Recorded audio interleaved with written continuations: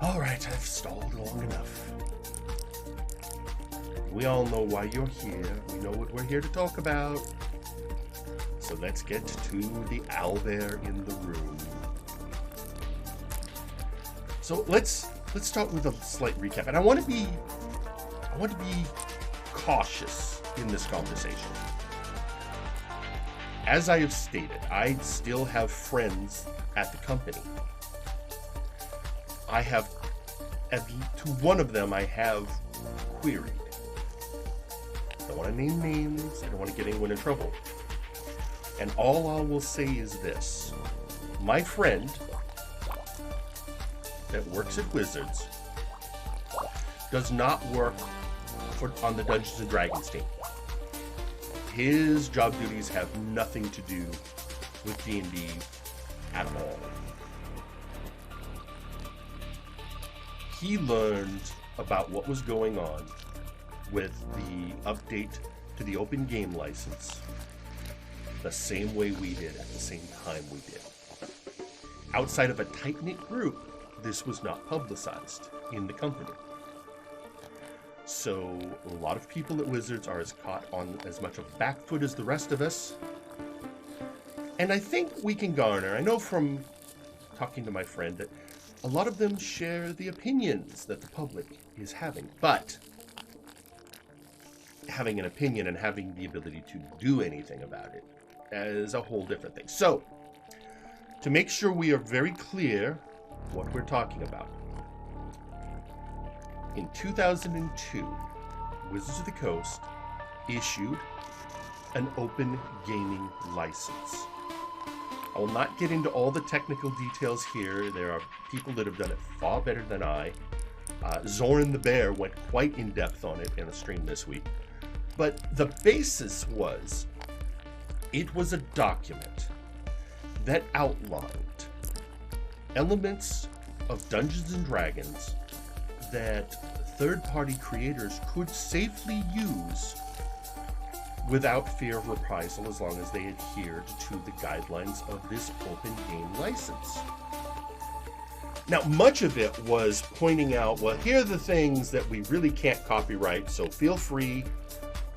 Here are the things we can copyright and we don't want you touching.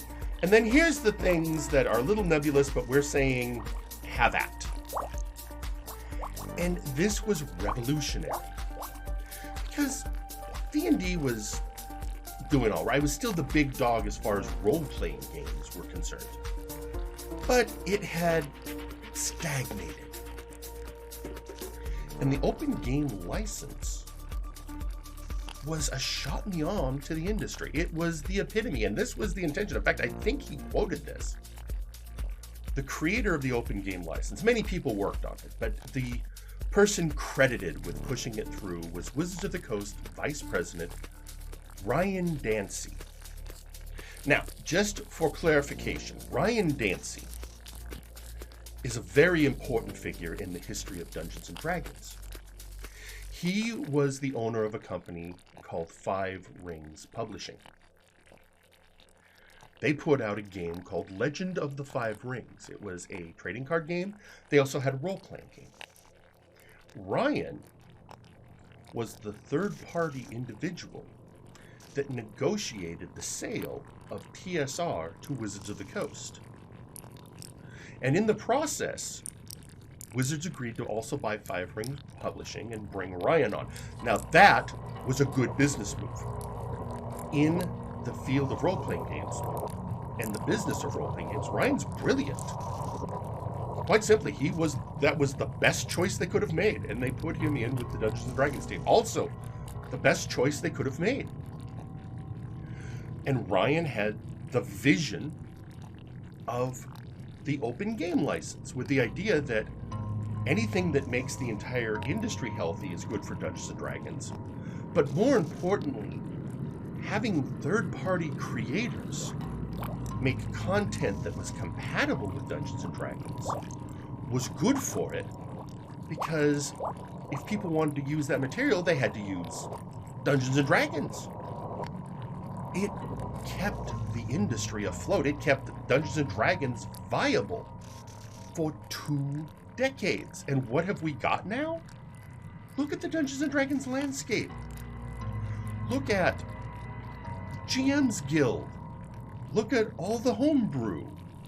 Look at D&D Beyond, which was then purchased. Look at Critical Role and the Unexpectables and Roll With Me and all. Look at how many people stream Dungeons & Dragons. Look at how Dungeons & Dragons has become something that big names in Hollywood are proud to say, well, we play Dungeons & Dragons. It's become cool and popular. And I guarantee you that the open game license is a huge part of why that was able to happen in the first place. And now we come to where we are now. Now this all, if we want to roll back to where this all starts, let's be honest, the announcement of one D&D. This had everyone going, what are we getting a new, is this edition 6? Is it 5.5? What is one D&D? Back when it was first announced, again, I asked my friends who worked there, in particular the one that I talked to the most, what is one D&D? Even he answered, I'm not 100% sure. So we have one D&D on the horizon. Then we hear, oh, there's going to be an update to the open game license. All right, it's going to be part of this one D&D push. Great. And then it gets leaked. Now, apparently, if what I'm hearing from various sources is true, the original intention was to announce the open game license today. But it got leaked early, before the announcement would go out. And people got to see it and read it, and lawyers got to go over it, because it was going to be announced. And I don't think we were going to see the text of it today. And thus, it got out there, people got to read it, people got to dig into it and went, oh no, what the hell is this? So, the first thing I've heard, and legal experts have weighed in and said this Open Game License 1.1 is in fact not an open game license. It's a series, it's a much more restrictive document. It lays out a fair amount of rules for what people can do. Requires more contract. A big thing it requires is people using the open game license to report information back to Wizards of the Coast, including financial information, and that if they make over 700,000, that they owe Wizards 25% of their earnings. And from what I've heard, before I get on to anything else, I want to talk about that part. So, 700,000. It's a big number. Big enough number that some people wonder, well, is any company going to make that? To which I point out two things. One, what is the average Kickstarter amount? How much money do people make on a Kickstarter? Now, some of them, well, maybe 500,000, but some get higher, especially if they start hitting stretch goals. Within this document, that would count as part of that 700,000 revenue. Now you're like, well, that's the money they gained. Yes. The legal experts who have looked at this say the way the document is written, the interpretation is it's talking about 700,000 gross, not net. That means they would want 25% of the 700,000 or more made by the company overall before the company then has to pay on their expenses. Paying staff, paying artists, paying printers, paying taxes. 25% off the top would go to wizards. That's where people start going, well, overall, that just feels very oppressive. And that's the first part, because 700,000 gross, that's a number a lot of companies might be able to hit. Because companies, when they look at their profitability, they're not looking at gross, they're looking at net. Do you know how I understand part of this? When I worked at Wizards of the Coast, Peter Atkinson required the entire company, I mean the entire company, to take a class on finances. I worked in customer service. He still wanted me to take a finance class. Some of it stuck. He also wanted us all to take a class in project management, which is fascinating because where my career went. But we're not going there. And that's also breaking kayfabe. I'm a mad scientist. Anyway, I'm all over the place today, you tell. So that's the first part. But then there's the next part. And this is the other thing that has people up in arms. There is language in the new license that says that this only really accounts for print material, the 700,000. That material that's not print material, so videos and streams and other content. They're not subject to the profitability. Now the first thought is, well, that's great. So the streams and the videos, they're fine.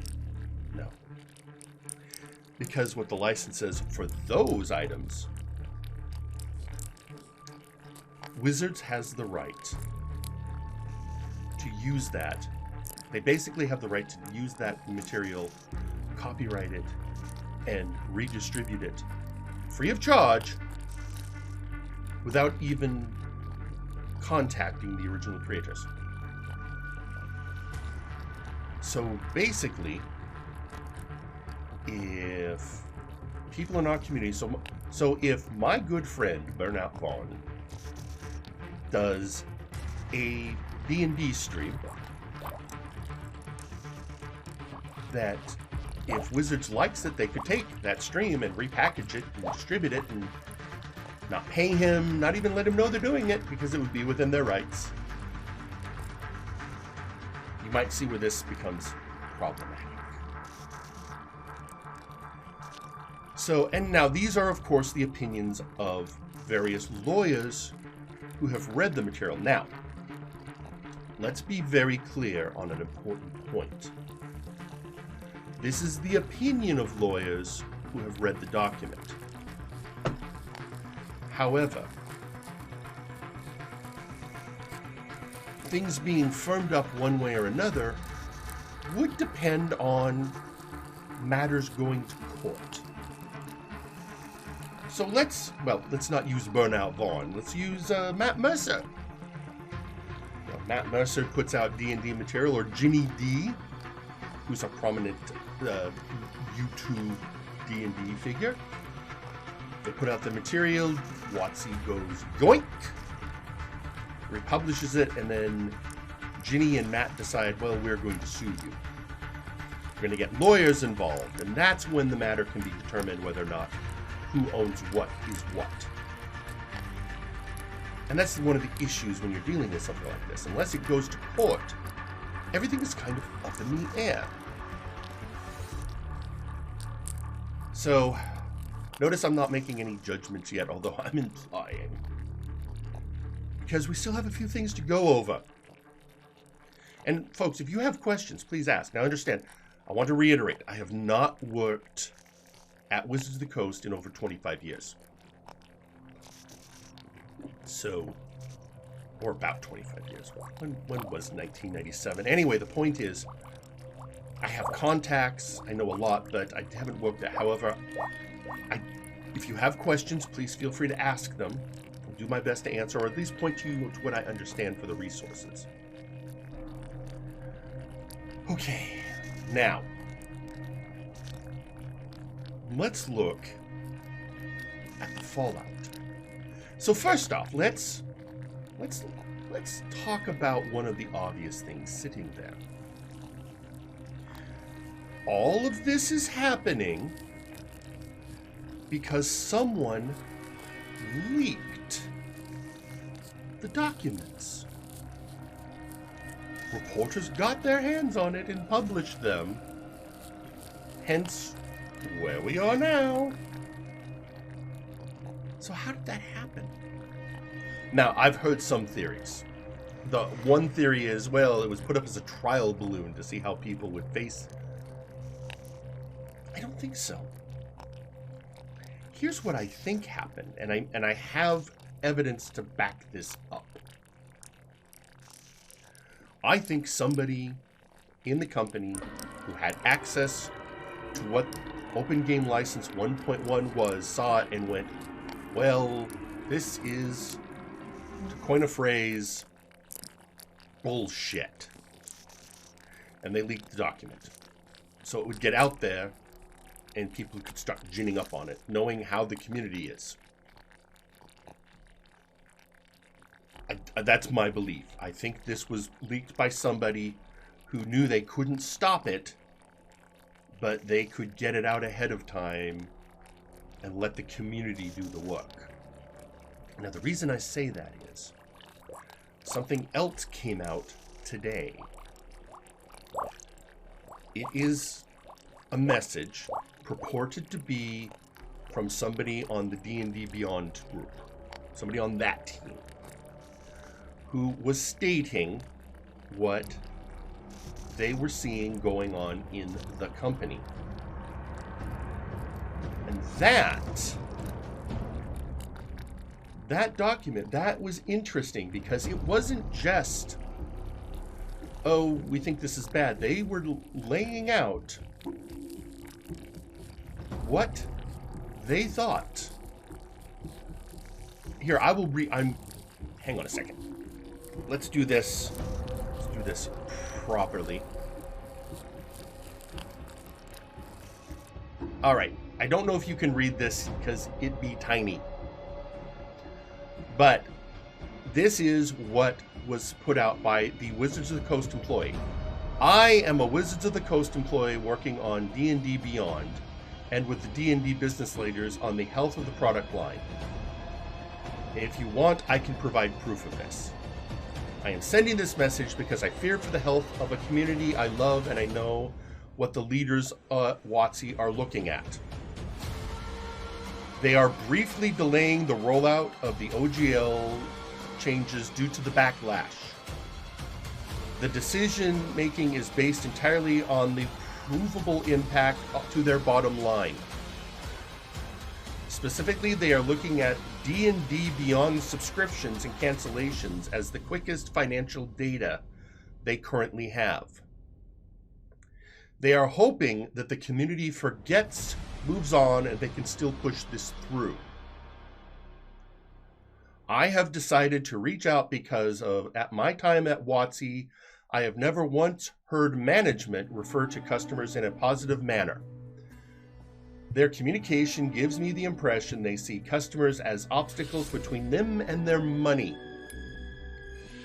The DDB team was first told to prepare to support the new OGL changes and online portal when they got back from the holidays.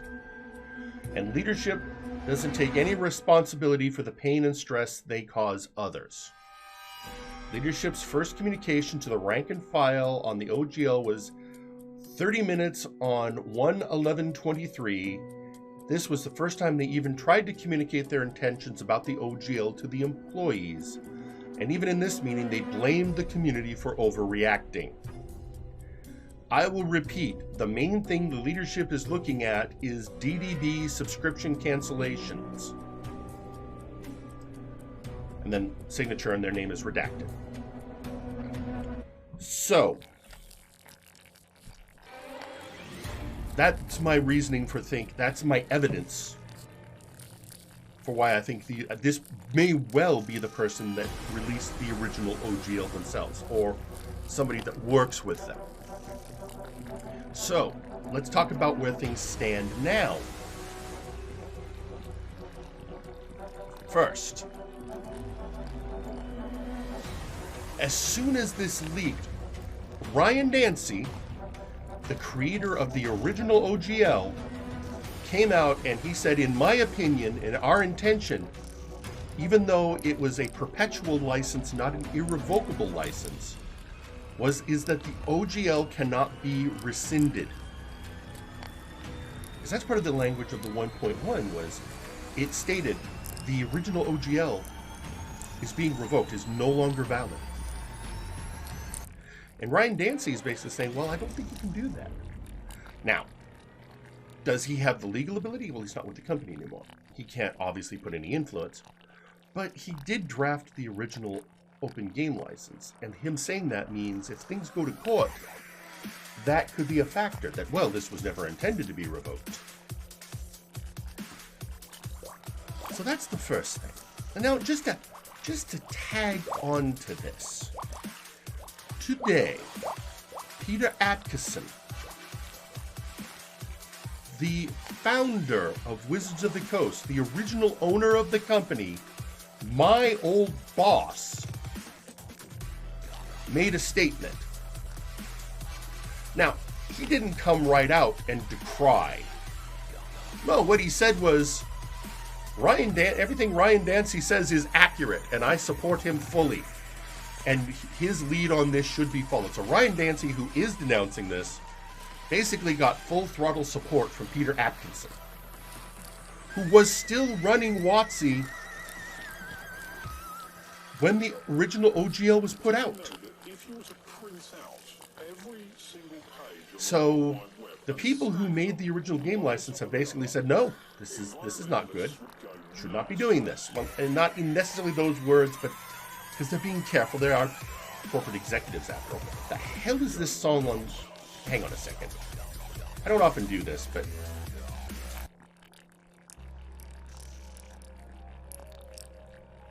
that was on the Spooky soundtrack? Yeah, let's there. That's, whew, that got weird. Anyway, where was I? Yes, where we are now. The industry as a whole has come together and basically said, explain this bullshit to us, please. No one's happy about it. No one. No one who uses the open game, even people who don't bother with the open game license, Harley, this is not good for the industry. It is a blatant cash grab. Please stop. Today, Paizo, one of the biggest players in the game, have stated they are working on, with others, a new system. And they are creating a new open license, which they have stated will be designated as irrevocable, to take the place of what Wizards is doing and the D&D open license, because that seems to be the only sensible move in this case to preserve the industry. Now it's going to take some work. It's going to take some time, but that's what Paizo is doing. Now let's talk about fan reaction.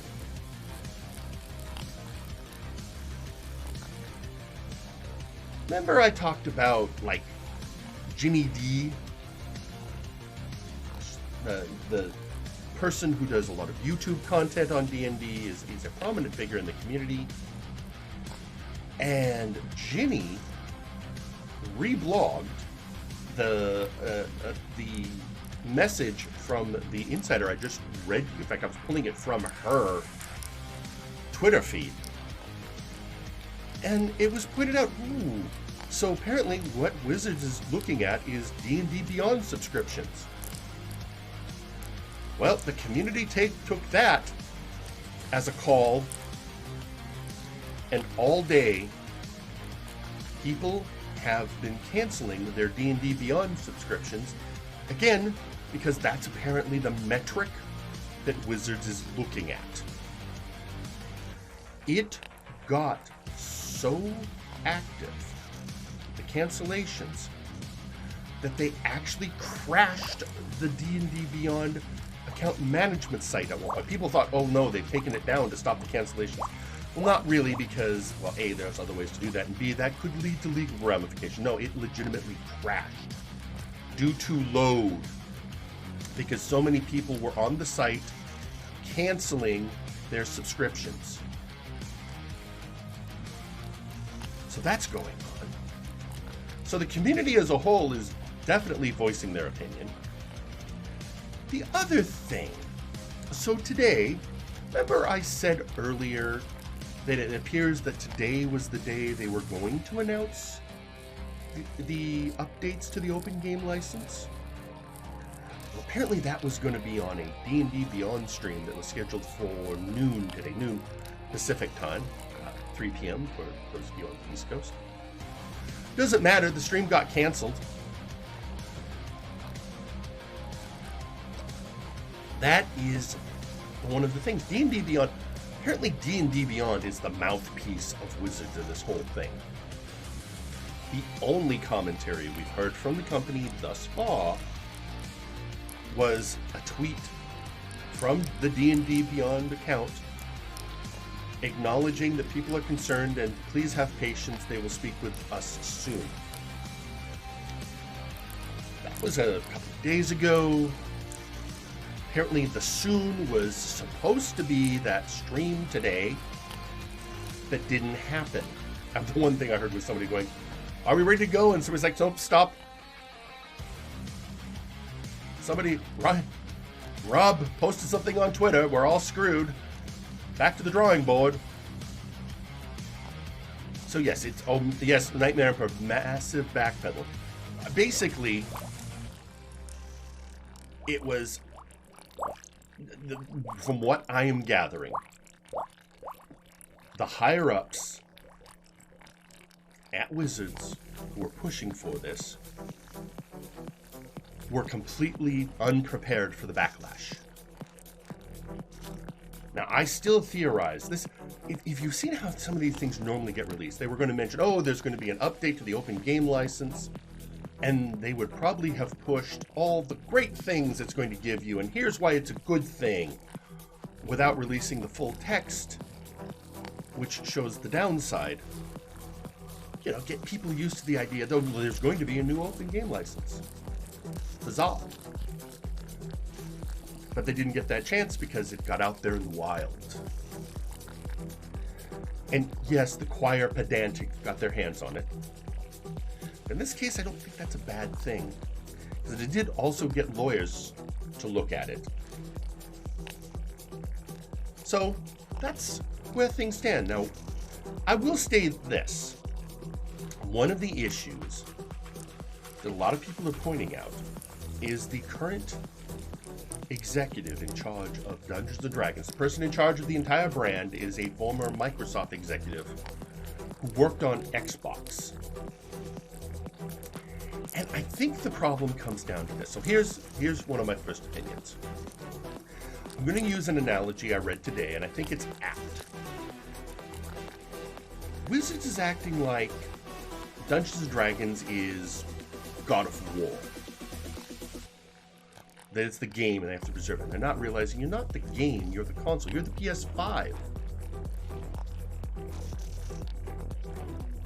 Old storyteller, that's a yes, that is an excellent point. I forgot that the kind of people who play role-playing games like to read the details. Also the fact that when full text was released, including examples of contracts to be signed, people could go through them with a fine-tooth comb and go, hey, and then go to online legal experts, hey, could you look at this? And now we have the opinions.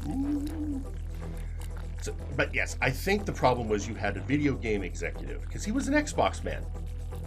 And he's looking at this, and he's forgetting that Dungeons & Dragons is the console. And that there were other ways that... Here's the sad thing. You know who I feel sorry for? The people who producing the Dungeons & Dragons movie that's coming out in March. What bad timing for them. Because here's the other thing I've heard from sources. I know people who have seen the Dungeons & Dragons movie. And their opinion is it's excellent. That a really good job was done. And that a movie was made that'll be satisfying for both Dungeons & Dragons fans and non-Dungeons & Dragons fans. But now it's going to come out with this heavy cloud from WotC over its head, with many people now saying boycott the Dungeons & Dragons movie. So, yeah, I almost feel those producers should be talking to Wizards going, you're doing what? Do we have grounds to sue you? They also just announced they were going to do a Dungeons & Dragons television series on one of the streaming platforms, I believe Paramount Plus. And now that has to deal with this. All of this has to deal with this while Wizards is playing fuck around and find out. So that's another part of this. So I have seen things like this in my life. I have. I've worked at many companies and I've worked in the industry. Here's the sad thing. I saw behavior not unlike this before in my career in the gaming industry, back when I worked in it. And in fact, it involved Dungeons & Dragons. Do you folks remember a couple of weeks ago when I was telling you stories? And I told you things that led to the downfall of TSR and Wizards being able to buy Dungeons & Dragons? I'm seeing shadows of that behavior happening now. The first part is Lorraine Williams, who at the end was the owner of TSR. It was well known in the gaming industry that she held the fan base in contempt. Oh, she was happy to have Dungeons & Dragons as a cash cow, but she did not like gamers. She held them in contempt and just looked at them as people to sponge money out of. And she made some very poor decisions that led to bankruptcy and needing to sell TSR. And what do we hear from our little whistleblower at D&D Beyond? That the higher-ups hold the fan base in contempt. You want to know something? Do you want to know something? When I worked there, there are times, I mean, I even would refer, you heard me the other night refer to some of the Magic players as neckbeards. Because some of them were. But overall, they were an enthusiastic fan base. And at least in my day, we didn't hold the fans in contempt.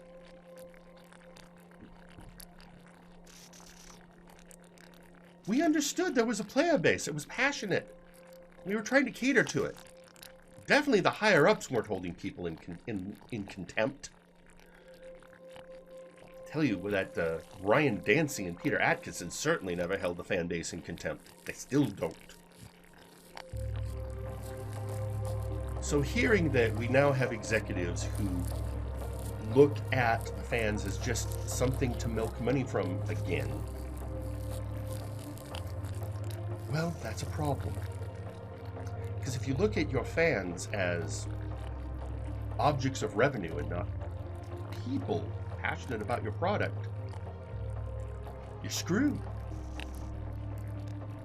Because once people are just objects, you're never going to do what's right for them.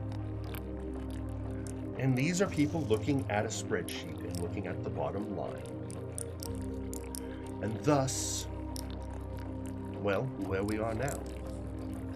And there are passionate people in the industry. People that want to work very hard and put out good content. You've got Delta Green.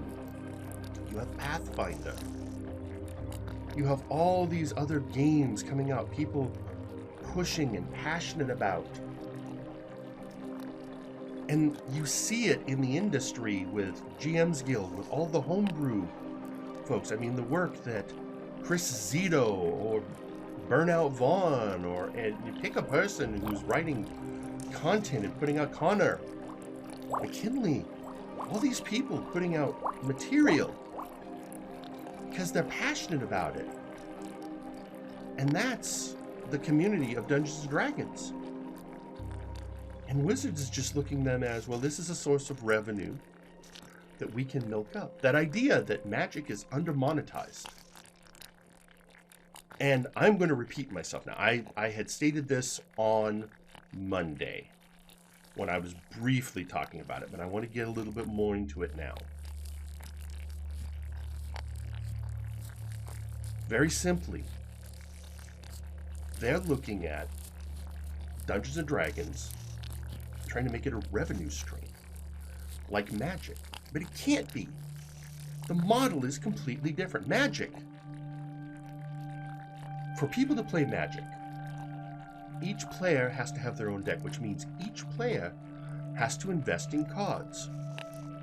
Which means each player is going to put out money to get cards, and when a new expansion comes out, you're going to buy more cards, because that's how you stay relevant, especially if you're playing any kind of tournament play, or even local play. And that's the brilliance of Magic the Gathering. It evolves, and as a company, you keep making money off it because you keep putting out the cards that people want. Dungeons and Dragons isn't like that. No role-playing game is like that. Because it's a set of books. For a gaming group to play, especially a let's sit around the living room group to play, you realistically only need one person to even invest in books, and if you're willing to share. And at most, if you're playing virtually, each player only needs the player's handbook. The only person who has to make any real investment is the dungeon master. Okay, I'm going to pull... Now, things are happening. Guys, I'm going to start pulling things into my chat, into my featured chat, because we'll start putting them on screen. So keep doing what you're doing. I'm going to start capturing comments, and we'll be going over these. Dungeons & Dragons can't be that kind of revenue stream. It can't. But what it is a brilliant intellectual property that is wholly owned by Hasbro. We're seeing this. There's a movie coming out. There's a movie coming out that, by every account I've heard from the people that have seen it, and I have my sources, it's a good movie. And what a franchise to create your own version of the MCU. Dungeons and Dragons, by its very nature, is franchisable. We have the game coming out right now, which, if I am understanding correctly, is set in the Forgotten Realms. But then, what else could you have? You could have a different adventuring group. Or you could have a Ravenloft movie. Or you could have a Spelljammer. They should Spelljammer. So, that's the first thing. You've got an idea. They've got a TV show in the works. There's nostalgia for the old cartoon series. They could do something with that. There's Dragonlance. There's... The novels have been popular for years. Could you imagine if somebody decides, well, let's do a Drizzt movie? So there's all those potential. That's where the potential in is, the IP. And there's another thing. There is a revenue source, if they want to do a little milking, that wouldn't piss off the fan base. In fact, if they offered this, the fan base would go, please give me that. Again, I said this on Monday, but we're going in depth now. Because I was discussing this with former game designers. So my role-playing game group includes 2 people who worked on Dungeons & Dragons directly as designers. So if you want to look up the names, they are Rich Redman and Eric Cagle. I don't mind name checking them. They don't work for the company anymore. But they're passionate gamers. Here's a fun fact. It's a gaming group. We're not playing a WotC game. We're playing a game from Atlas Games called Feng Shui, which is a game based on Chinese action cinema. So these are smart men who know the industry, have worked in it, have created product, and there was just a general agreement. Well, I think Rich proposed part of this, and Eric proposed part of it. Eric, by the way, is a professor now at IPEN University. It's a university designed exclusively to train people to work in the gaming industry. He is an expert in content creation and game design. IPEN actually offers a course on role-playing game design as an ancillary to their overall product because they feel it's a skill set that helps game designers. He's also the advisor to the largest club in the university, which is, what a shock, the D&D club. You know what their conclusion is? The biggest block to growth of Dungeons & Dragons today is a lack of dungeon masters. People don't dungeon master as much. I mean, people do dungeon master. Obviously, there's games, but there could be more if there were more people who could dungeon master. A lot of people don't want to do it because they're daunted. But what if the company offered services to help people be better dungeon masters? Maybe they offer a course like a master class, training on how to be a dungeon master. Now, there are videos out. Again, Ginny D, the woman I keep name checking because she's been putting out a lot of material on this, has videos like that. But imagine if Wizards had an official product designed to help you be better dungeon masters. Better yet, what if Wizards had a service that you created a campaign and you could pay them to have somebody who is an expert review your campaign and point out issues and give pointers on making it better?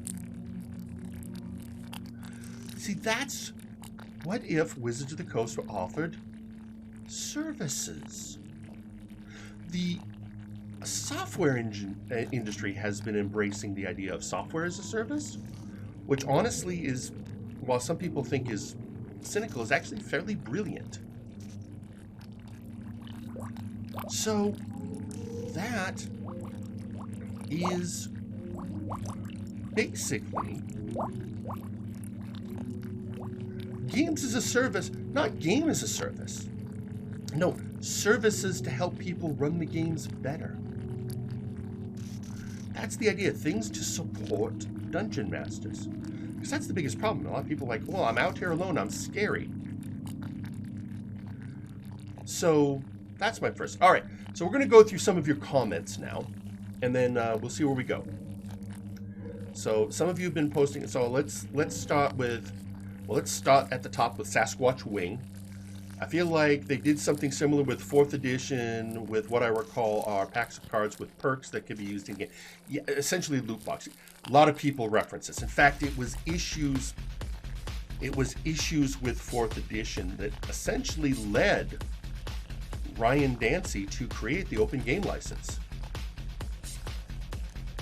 So, yeah, you're not wrong, Sasquatch Wing. Your memory is exactly right. And again, people are looking at this as, well, history's kind of repeating itself. Next, we have that guy. I also see it as Hasbro screwing up. Their toy sales are down something like 40% this year because people don't want to pay the high prices they're pushing. So they're having WotC make up the numbers by gouging D&D. I mean, you're not 100. I don't know that you're wrong. I do know that Wizards of the Coast is the most profitable division of Hasbro. Between Magic and D&D combined brought in $1 billion last year. With a B. It is definitely their most profitable division. And yet this does feel like, well, you're already most profitable, but what about Power Rangers? Nowhere near as profitable as WotC. It's up there, but nowhere near. It was something like 70% of Hasbro's profit came from Wizards of the Coast. It's a huge number. It is absolutely the bread and butter of Hasbro. Which is why doing something that endangers... I guarantee you Hasbro execs are paying it very close attention right now. In fact, the reason we might be getting silence from Wizards is there's a huge amount of scrutiny. There's no way there isn't. So, now, next, from Sir Straw Hat. Why do so many companies seem to hate their fans nowadays? I mean, sometimes they go out of their way to point out, to hear criticisms of the product, and we'll just make fun of those criticisms. I think there's a nature in humanity, and it's a sad nature, to have us versus them. You know, our tribe versus the outsiders. It's a very natural thing that happens, sadly. And I think part of it is when you look at sheets with numbers on them, that's what becomes real because it's quantifiable. People are very hard to quantify. And so why do people act? I mean, that's part of it, but also it's when you get cynical, or if people, you know, it's very easy to get cynical if somebody's annoying you, asking you the same thing over and over again. I remember, I mean, times I would, when I was working at Wizards and somebody would ask a rules question I heard many times before. But for those people, it's the first time. That's one of the key figures in dealing with people, is remembering you may have heard the question 50 million times before, but for the person asking it, it's the first time. And they don't know.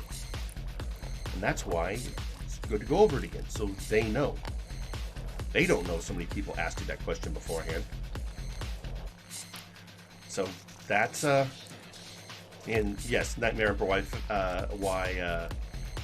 FAQs can be a good thing, and from storytellers, a fan base can get disdain from its creators because the fans will be the most critical. That's true, and hearing criticism can always be hard. I mean, even if it's good, I mean, criticism, well done criticism, leads to things getting better. So, this was an interesting comment I grabbed from Lixup. Yeah, just emulate Matt Mercer and get famous, easy. I mean, that's, sure, a lot of people look at that, oh, I mean, there's people who like, oh, I'm going to be a streamer. It's going to make me gobs of money. And all of us who do stream laugh. So, but yeah, it's, and so that's, and of course, a response to that from that guy, that's kind of the main reason this whole, I don't know that it's the main reason. I think the thing is, D&D is enjoying unprecedented popularity. The most popularity it's ever had in its lifespan. And I say this as somebody who was playing D&D in the 80s. When it was that nerdy little secret. What are you doing on the weekend? I'm getting together with friends. Don't mention that, oh, I'm getting together with friends to play Dungeons and Dragons. And to remember what that was like, and then look at now where celebrities are hosting D&D parties, where D&D is getting on the cover of magazines, where everyone's very happy with Dungeons and Dragons, and it's a huge success.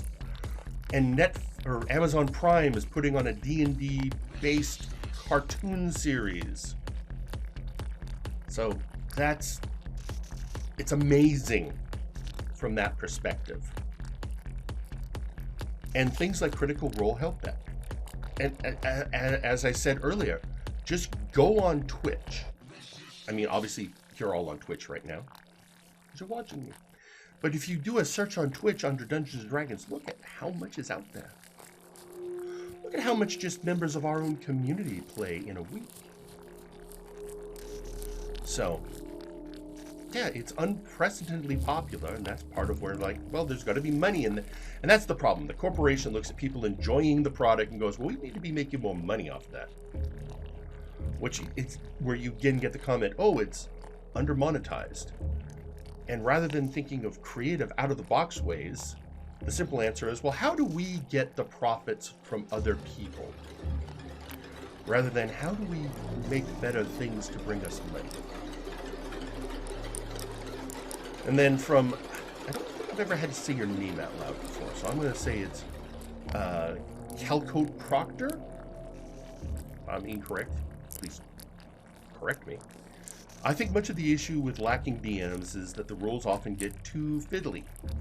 I enjoy a good set of rules to help spice up the experience, but every edition ends up piling more and more stuff on the top of the mechanics with each edition and costly books until it becomes rather impenetrable for new faces, thus leading to new editions and needing to learn it all over again. I mean, that can be and that's also, I think, where some of the daunting can come in. This is why I'm thinking services to help DMs understand it better. You know, a video series, a masterclass, something, just to help learn them up. Could be good. So that's, but I mean, I'm not disagreeing. I think you are absolutely right on that point. I'm just saying the answer is create services that get around that. Calcote. All right, Calcote. Okay, so Calcote Proctor. Got it. All right, and next up is Lixup. Responding to that guy, I think people miss when Matt has said how much time he puts into each session, prepping, plus all his world building. It's work, but the group as a whole makes it look easy. Well, that's, all right, that's always the truth. If you're good at something, you make it look easy. And people don't see the prep. I had a conversation with a man today I've known for a few years, who, because of things he does at work, is looking at getting into some content creation to create ancillary materials for his job. And so he turned to me to ask questions, and part of what I was pointing out was prep time. There's prep time in it. I put out, all right, breaking the wall for a second, I put out 3 streams a week. 2 of these VTube streams, and then the wrestling stream on Saturdays. In addition, I put out content on TikTok and YouTube. And it can take time. Now, right now, because of real-world things, I fell behind on my uploading of wrestling streams to YouTube. Because it takes time. It's not just, well, I'm just going to pop it over there. I have to process it, because the raw files are something like 12 gigabytes. That's way too much to upload onto YouTube, so I have to put them through an editing program, do a little editing, and then go through everything to get timestamps on matches, and it takes time. And then there's processing, there's rendering time, and then there's loading time. So it's not just a snap of the fingers, there's time involved. Even doing these streams, I mean, there's prep time in getting ready for the stream, basically deciding what I'm going to do, prepping, getting notifications out, then doing it, and then afterwards, again, I'm putting content up on YouTube based on this. Going through the video, identifying what bits are going to be good for going up on YouTube, editing them down, creating title cards, processing, and then trying to get the message out. So, prep time, and that's the same thing. Any DM worth their salt spends a lot of time prepping and writing. I'm one of my game master for my bi-weekly group goes so far as to find images that give us an idea of what things look like. We face a character. He puts a picture of an actor who is essentially who's playing that character in a role. We once faced a security chief, and he put up a picture of Reb Brown from Space Mutiny. Even named the character Bob Johnson. So prep time is a big thing. All right, next. Wondiferous. Personally, for just me, production costs of things, especially commodities that aren't necessarily just go up over time, they get expensive to make, and if there's not enough of the market, it would cost too much to keep absolutely everything online. Why servers go offline eventually for most game services. It's, yes, I mean, those kind of costs, you always have to account for these things. All right, and then finally, right now in the queue from storytellers, honestly, concerning the DM shortage, I think a lot of progress was made regarding bridging the difficulty. Came with the development of Roll20 and later some of the tools D&D Beyond created.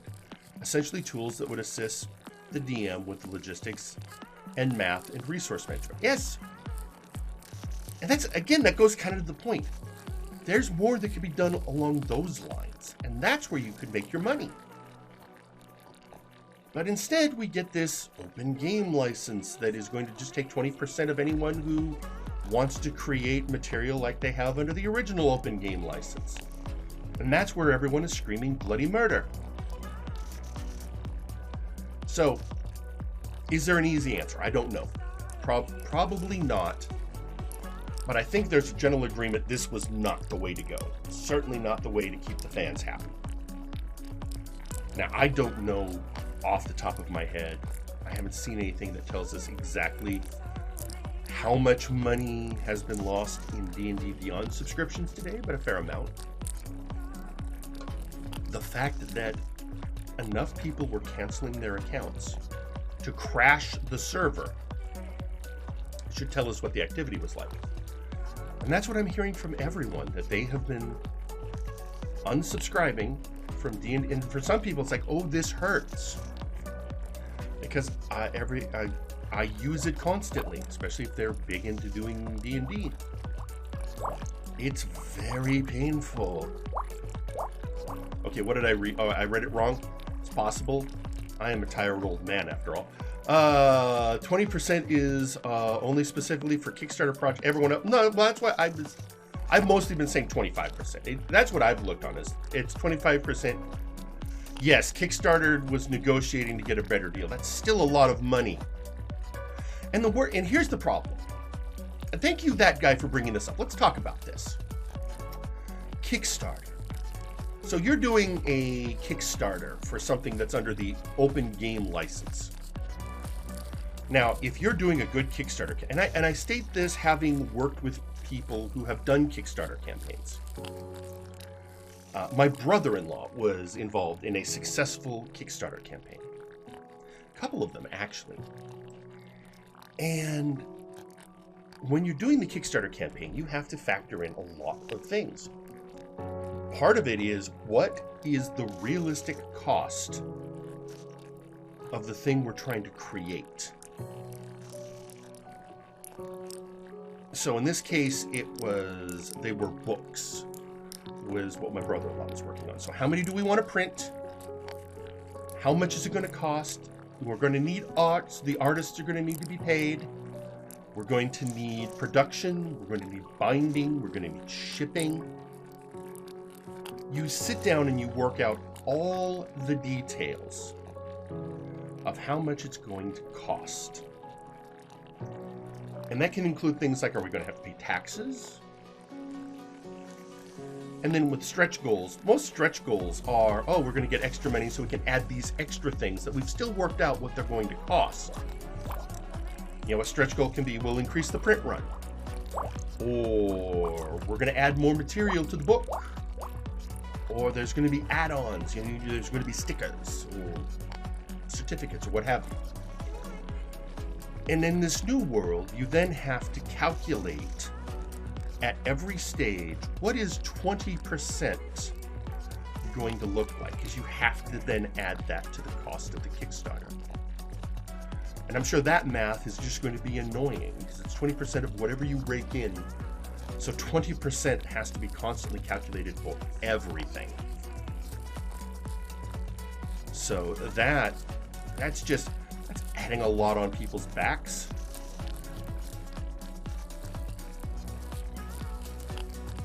Okay, hang on a sec. It's not where you were in Q, but all right, and understand, I'm not a lawyer. I've gained everything from reading. I didn't pick up on this part, that guy. So you're saying if you have a Kickstarter project that fails after you raise 800K, you still owe WotC 10,000 by... So wait a minute, you're saying a failed Kickstarter. All right, somebody correct me if I'm wrong.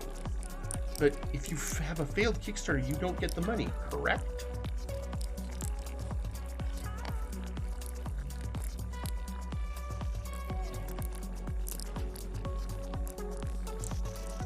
So they're saying even if you don't get the money.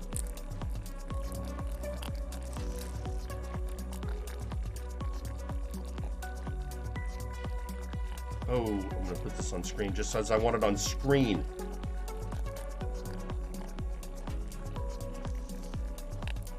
Okay. Yeah, that's. Ooh. Yeah, that again, a chilling effect. Because one of the things you have to factor in when you're doing a Kickstarter is we might fail. There are plenty of Kickstarters that didn't work, didn't make their goals. And the idea that, oh, we didn't make any money, but we still owe you money? That's what I want to see go to court. Which, of course, unfortunately, the people doing it probably couldn't afford. There would then have to be a, I don't know, GoFundMe for the lawsuit.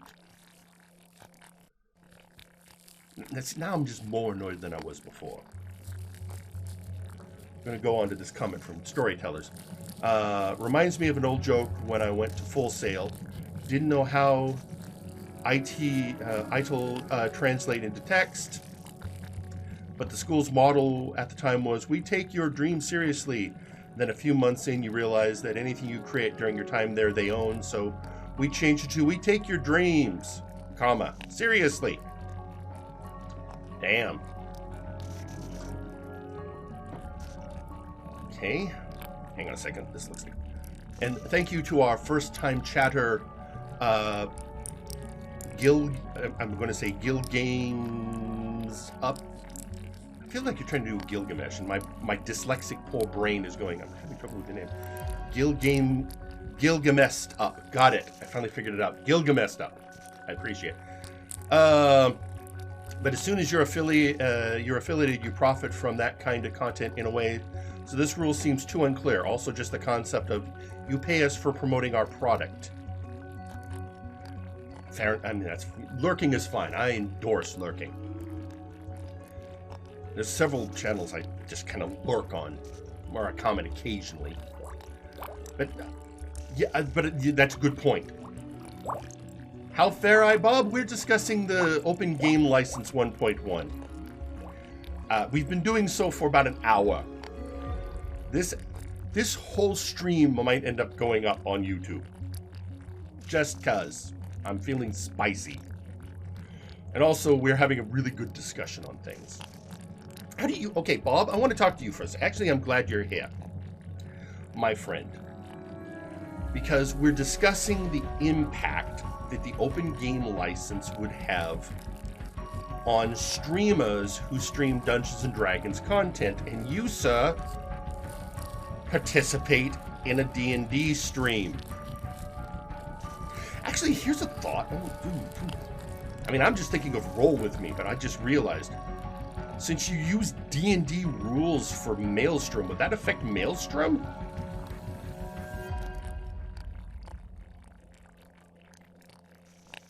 While I'm waiting for your answer, I just want to put up there. As someone who witnessed the 30th anniversary MTG debacle, unfortunately, OGL seems somewhat in tone. I'm just sad because you're right.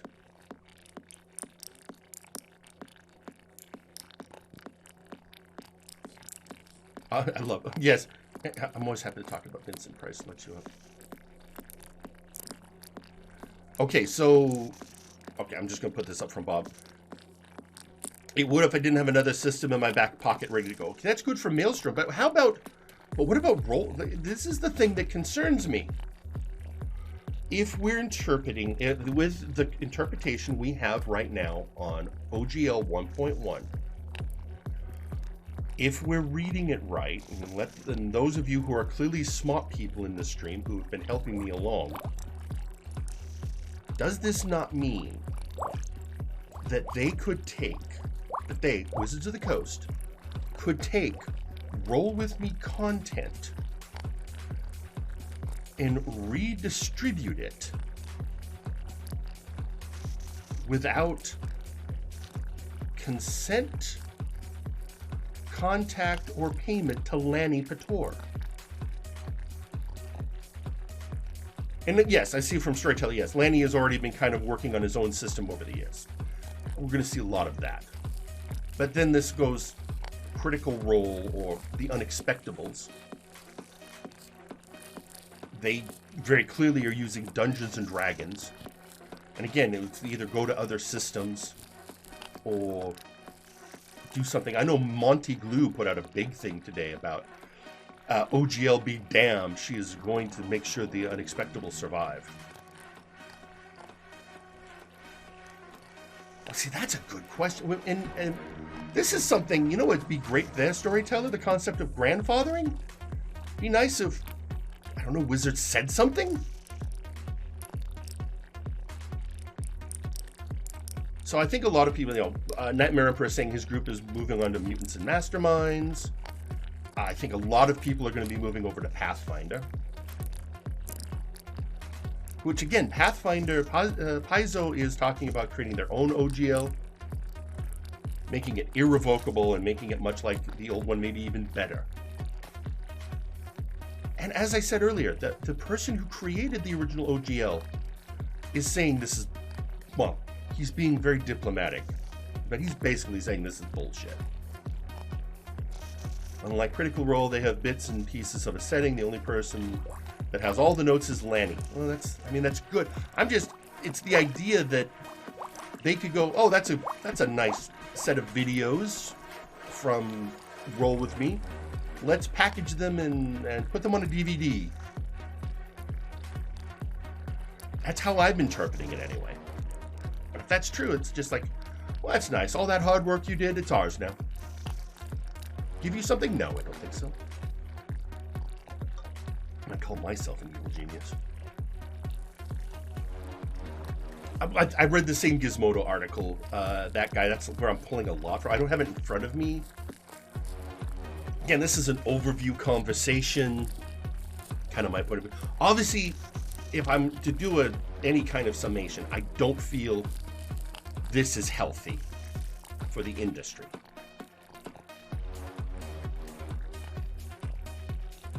So, honest to God, this is a bad idea that needs to be rescinded.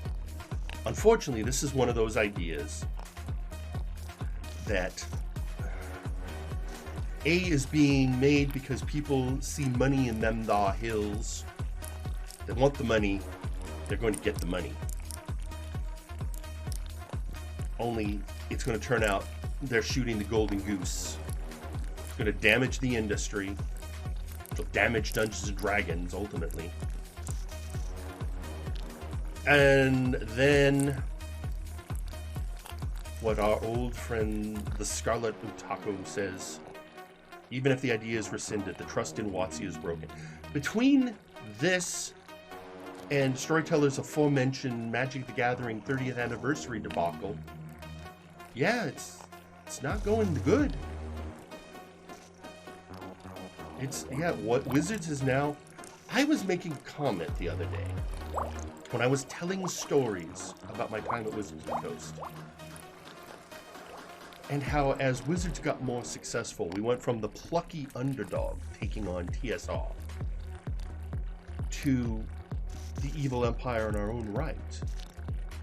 It wasn't that we changed at that time, we were just more successful. People saw us as greedy.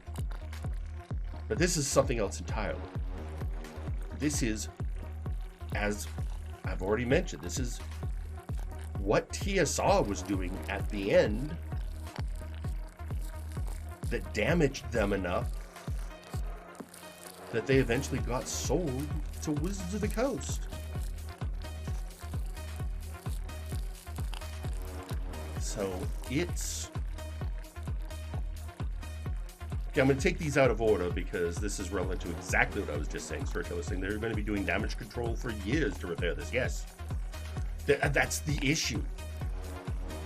You know, if they realize this is a bad idea, don't do it, abort, abort, abort, they're still going to have to spend a lot of time making the community comfortable again. People are going to drop them no matter what. Several game companies who were using the open game license just to be safe are going to go off and do other things. Paizo, I think, no matter what, is going to go ahead with their rival game license. And a lot of people, well, we'll go with Paizo. We feel more comfortable with them.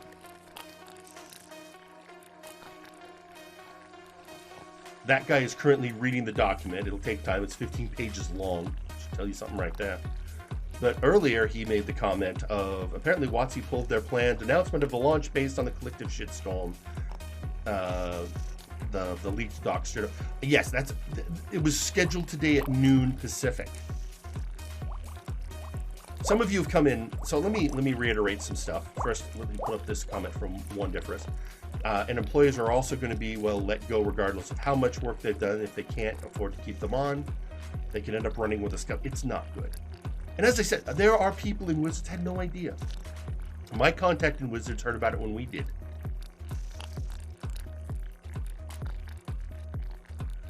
So, yes, how big a backstab? I mean, in Shakespeare, I mean, it's a pretty big backstab. How big?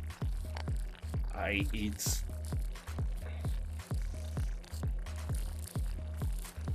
going to be bad. How bad is it? It's Jon Snow bad. It's Jon Snow bad. But look, Paizo is being given a clear shot at the goal. If they do it right, this time they could do it. They could. That's the thing. They're in the best position, which is interesting because Paizo was formed by former Wizards of the Coast employees.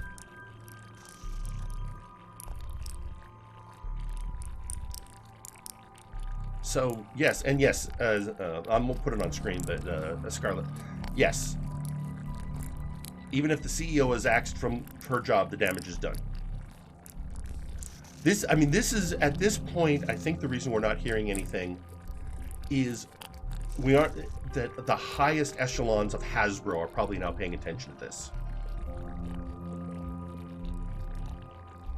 So, that is probably taking up some of the air, because when you're talking about the most profitable division of Hasbro having a cock-up this bad and stirring this level of shitstorm with the fan base, the parent company has noticed. Guaranteed. When Ars Technica is covering articles on it, it's getting bad. So hopefully something will occur. But as everyone here has been saying, it is going to take years to repair from this. All right, so I'm going to go with it. That guy has been looking at us, so let's look at his analysis. So apparently it's $750K across all licensed works. So if you release 4 different things in a year, and together they cross that boundary, WotC is coming for your money.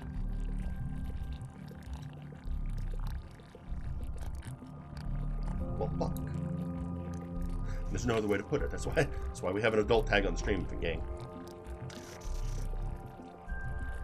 It doesn't surprise me, man. See, I like getting these on here because it gets into the record very clearly. If your licensed work is crowdfunded or sold via any other platform other than Kickstarter, you will pay a 25% royalty on qualified revenue.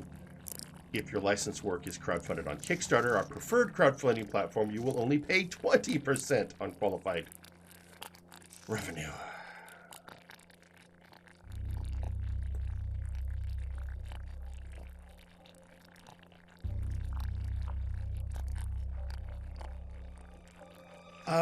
Well, it's anything using the open game license.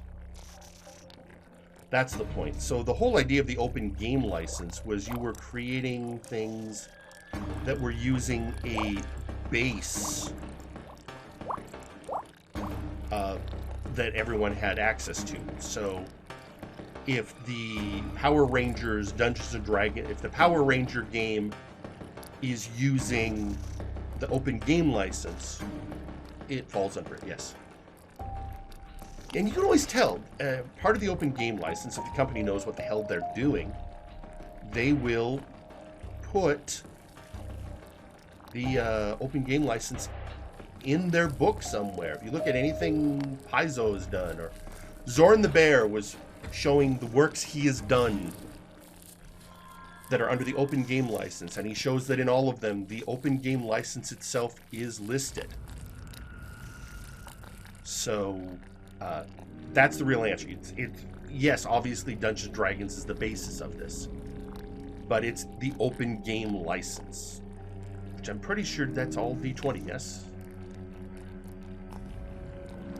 Meanwhile, as that guy continues to educate us on the document, what the document really says, Kickstarter, and then 25% did not. So you will pay a royalty of 20% on 35 your qualified revenue, and a royalty of 25% on the remaining. Oh, doesn't look good. So they're just whatever they can soak is what I'm reading on that.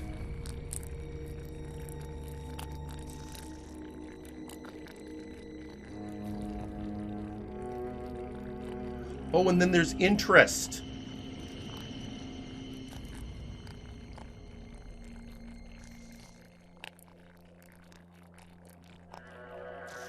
And then there's interest if you don't pay promptly.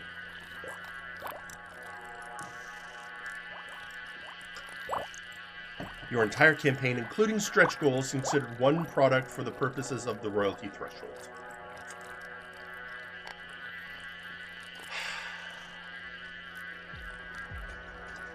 All right, then.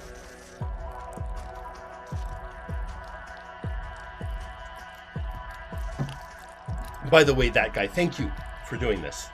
This is actually very helpful, because it's good to be precise about these things. Now, I like to read up on things I'm angry about. I read up on...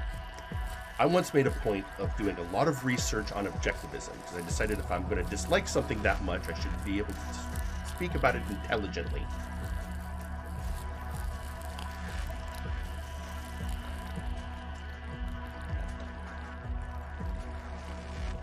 Yes, we actually, or if you go look at the VOD later, or when I eventually put this up on YouTube, I actually showed it. I actually went in full screen and showed it on the stream as I read it out loud.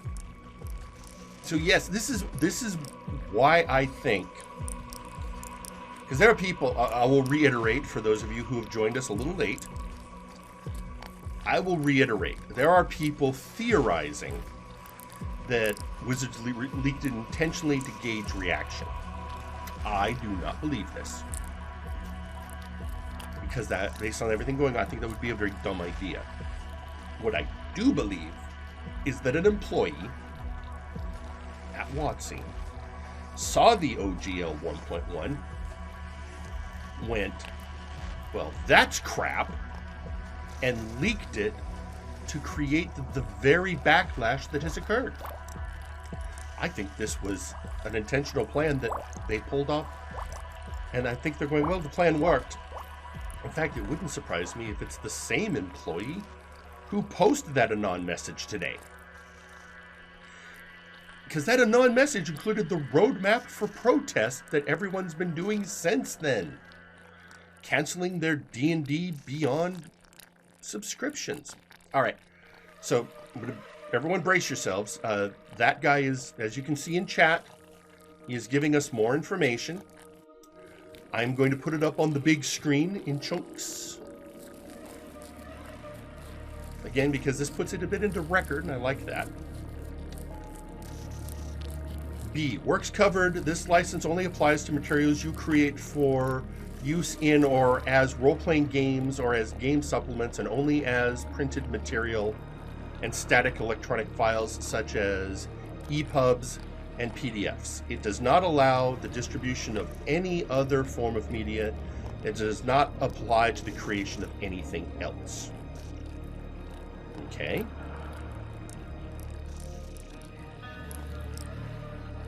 Next.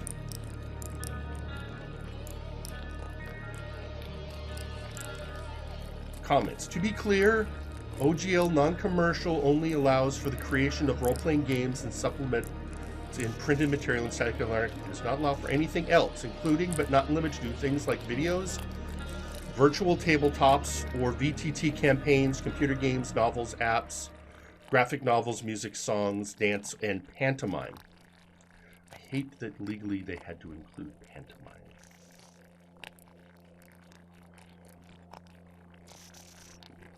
Before we continue with what that guy has given us, I'd be interested to see the similarities in the verbiage between what happened with Games Workshop. Yes. I've already seen the picture of Marge Simpson going, Games Workshop, no! And then Bart with Games Workshop, I didn't do anything! I'm sorry, reflex.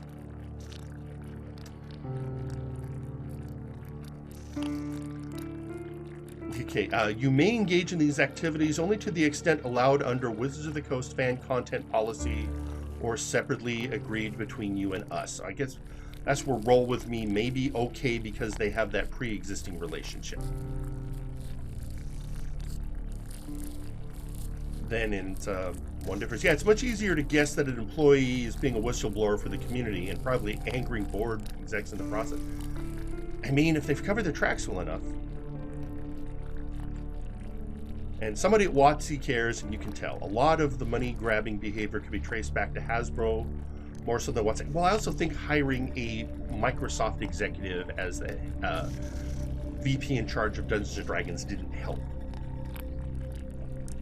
As I said, the friend of mine who works there didn't know. I mean, he was as surprised as anyone. And again, I'm not going to get any more in depth than that because anyone who knows who I really am, it might not be that hard to track back who I know that still works there. And I don't want to get him in trouble. He's a good guy, and he really hasn't done anything wrong. He's just there doing his job that has nothing to do with Dungeons & Dragons. So, we'll see this. So, people are, and I think this isn't a bad thing, calling the Wizards of the Coast customer service line to voice their complaints. And I don't think that's a bad thing. All I caution you, as somebody who used to answer those very phone lines, be polite. The people answering your call didn't make this decision. They are, let's face it, probably very underpaid for what they're doing. I certainly was. And it's not their fault that the hires up are being assholes. So lodge your complaint, but lodge it politely. So that, it's more likely to get through. Believe me, if you're polite to those poor folks, they'll, being polite to a customer service representative, they will bend over backwards for you. They're probably just as angry. That's the other thing. I mean, there's a reason this got out. All right, more from the. Here's a fun little thing that was not mentioned. If someone sues over your content, there's this nut. Oh God, I'm terrified. But here we go. If a claim is raised against you in connection with a licensed work, and you aren't defending such a claim to our satisfaction, we have the right, but not the obligation, to take over the defense of that claim against you. If we do so, you will reimburse us our costs and expense related to that defense. So if you're a company and you decide it's not worth going to court over something, Wizards can decide to go to court on your behalf and then charge you for it. I think Sir Straw Hat speaks for us all.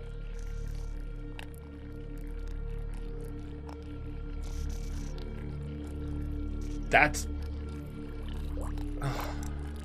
just, it certainly doesn't get any better, does it? So Straw Hat, that guy, thank you very much for taking this one for us. Uh-oh. And now that he's about to hit us with something else about use. Brace yourselves, folks. Incoming. Other products. Sometimes great minds think alike. We can't and won't cancel products out of fear that they'd be seen as similar to licensed works. Therefore,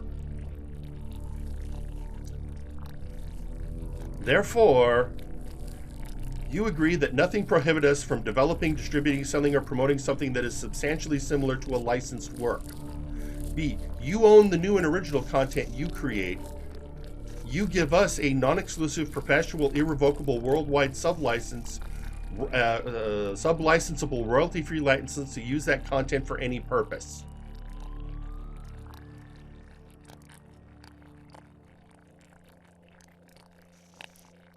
Continues.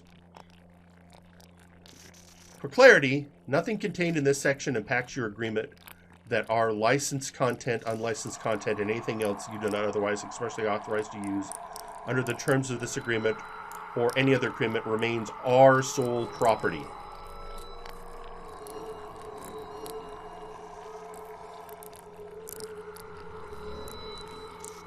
Sorry, I just need a minute. Meanwhile, we'll let the Nightmare Emperor speak for us. Gorewheel would be having a conniption fit. I don't know. Poor J. Frost, the player of Gorewheel, he's had food poisoning this week. I hope he's feeling better. I was playing Fortnite with him last week. Well, now here's the problem. Well, all right. Now, I'm actually going to put this up because I think this is a very interesting thing. This is the issue. This is the issue that I think comes to this. As with the follow-up from Storytellers. Yes, doesn't... The real question about this is, how will it hold up in court? Of course, the problem is, for it to hold up in court, somebody has to sue. And then they have to face Hasbro's lawyers. And the reason a lot of big companies get away with things is they have the lawyers who don't even have to win the case. They just have to drag it out. If they can afford to drag it out longer than you can afford to pay for it, they win by default. It's just how the legal system is. I don't see many contracts that put everything in third person. You don't see us and you.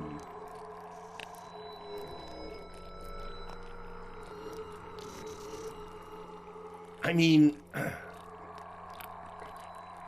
yes, Lixu, that one I have... That's one that would really have to be tested in court. Because I've never seen a clause like that. Honest to God, I wish J. Frost was around. He does have a legal background. He can speak on things. Just drag him onto the microphone.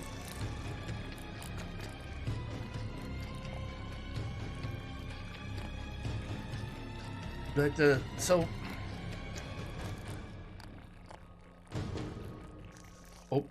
Oh, really? Oh, really? Sorry. This is... Are we ready?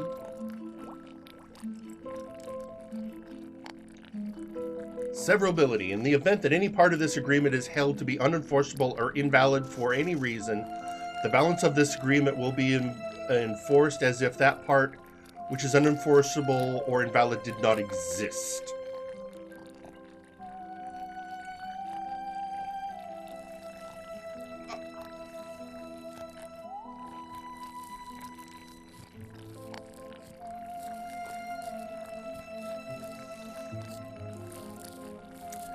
Okay, hang on. First off, I'm just gonna, as a palate cleanser.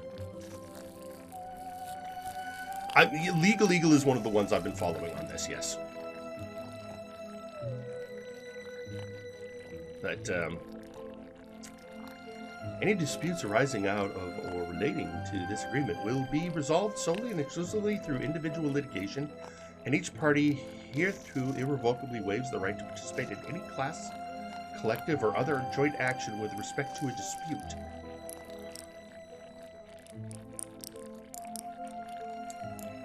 Waiver of jury trial. We and you each waive any rights to a jury trial in any dispute, claim, or cause of action related to or arising out of this agreement. I mean, that's the... I just signed paperwork this week about arbitration, but that's about an employment contract. And that's standard. But this is a whole different ball of wax. They're basically trying to make it, oh, you can't actually sue us because we say you can't right here in the document.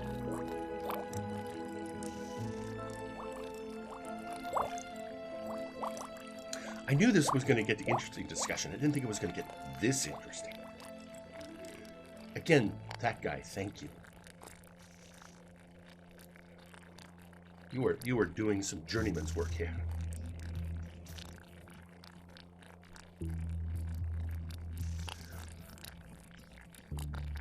So, and you know what?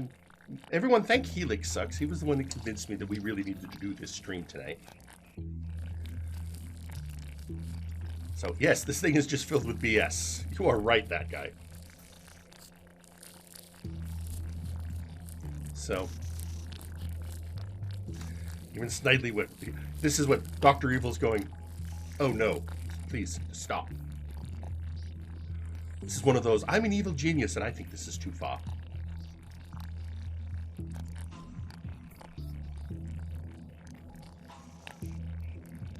Ryan Dancey's, okay, Storyteller's keeping track of Ryan Dancey's petition. Is it 6 point? Right, again, okay, guys, I'm going to say this again. I said it earlier. Ryan Dancey, I was with WotC when I was there. Ryan Dancey, okay, first off, he's just a great guy. As a person, having known the man, he's just a great guy. And he was one of those guys that really cared about the game. He cared about the gamer. And you can tell this by, if you look at the original open game license. He cared about the gamer, he cared about the health of the industry, and he still does. So, you know, and him saying this is, because again, this was, what's happening now was absolutely, he was hoping to avoid anything like this. So I'm curious, and again, I would want to have a legal expert weigh in. But the fact that he is saying he does not believe the original game, open game license can be revoked, I'm just wondering what effect that would have in court. The person who drafted the original agreement, now get it, he doesn't work there anymore, and there's all the questions. Now, this next part I'm curious about, as that guy is, we might go long tonight, folks. Just on the what that guy is providing to us. They want to create a rule, a full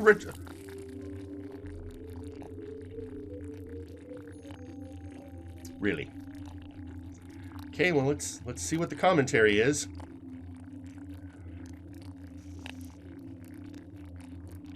Anyone publishing content under the commercial license will need to register that content with us by creating an account at dndbeyond.com, providing us with identifying information such as name of the person or entity creating the work, the title of the new work, and a summary of the work. And once the work is available to others, a copy of the work. When you complete this registration, you will also be confirming your agreement to the terms of the OGL commercial.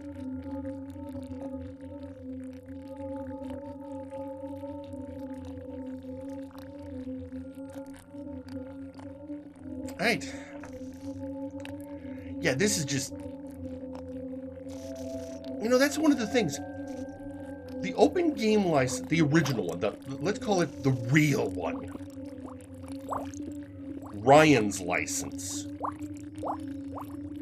Part of it was intentionally not to be onerous. It was designed to make it easy to use.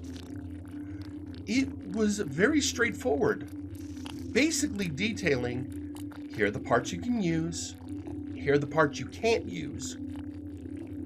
Have that. And much of it was just clarifying just a lot of things where Wizards couldn't really copyright it anyway, and they were just stating it outright. Here's the, go for it. Do these things. Yes, as that guy's. I'm not even going to put it on screen. I'm just going to the first one was under 1,000 words. This one, what did you say? 15. There's been over 1,000 words we've just put up on the screen.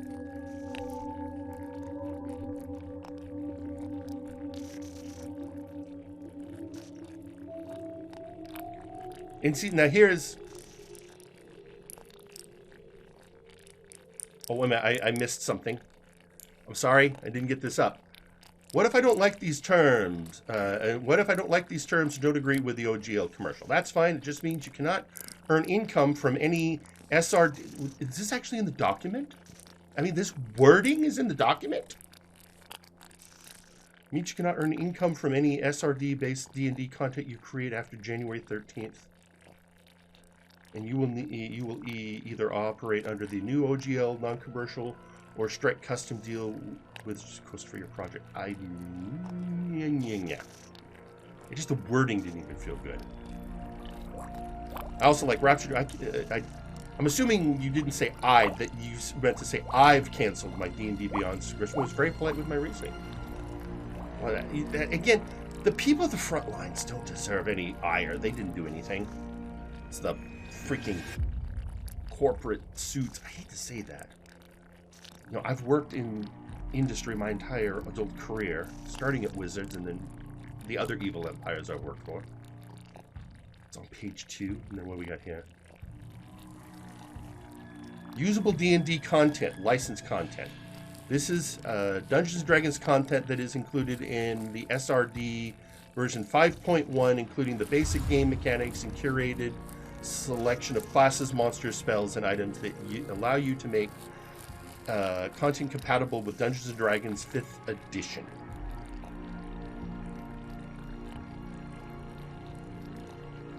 That's good. See, that's how you should do it, Cryptic. I'm very proud of you. And if Cryptic Saigen is, Mr. I Love Tieflings, is unhappy, we've got a problem. Yes, I noticed that too, that guy. It's going to be a mess. Anyway, let's get back to what we were doing. So the latest that that guy has given us...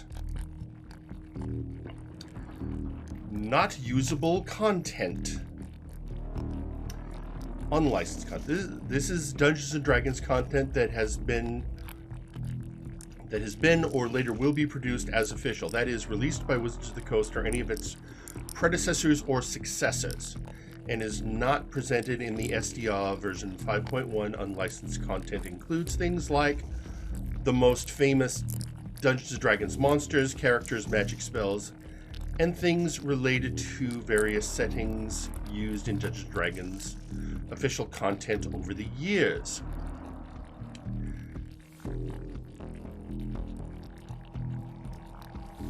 What the old open game license referred to as product identity.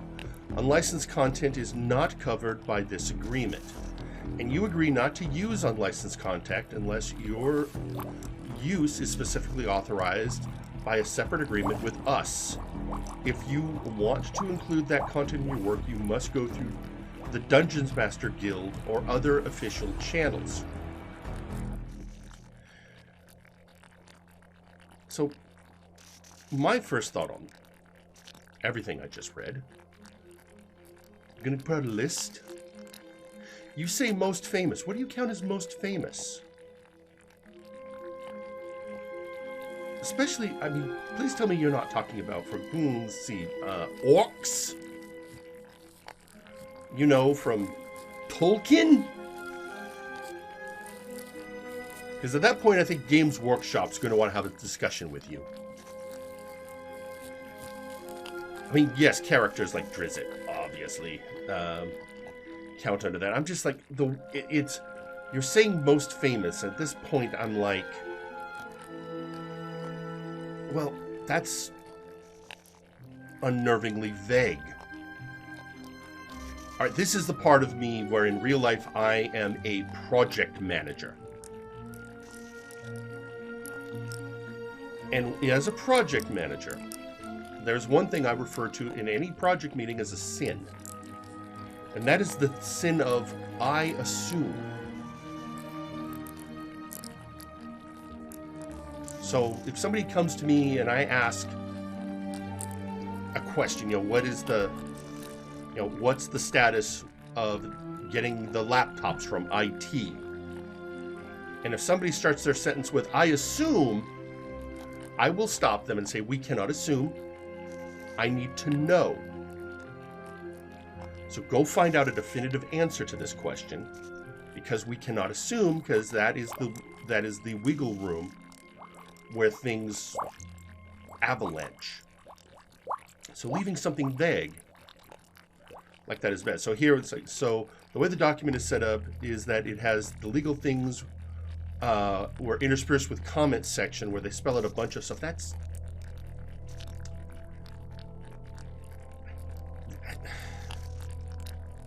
kind of raises my hack. I want contracts to be contracts, and I want explanations to be explanations can be in appendix material.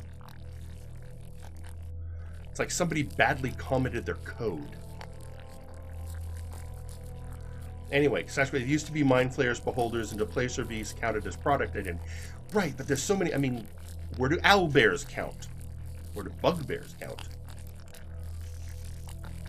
Where do the various types of I mean, what are we talking about? It's like, and I know you say here, among other key monsters, right, but how do I know specifically what those are?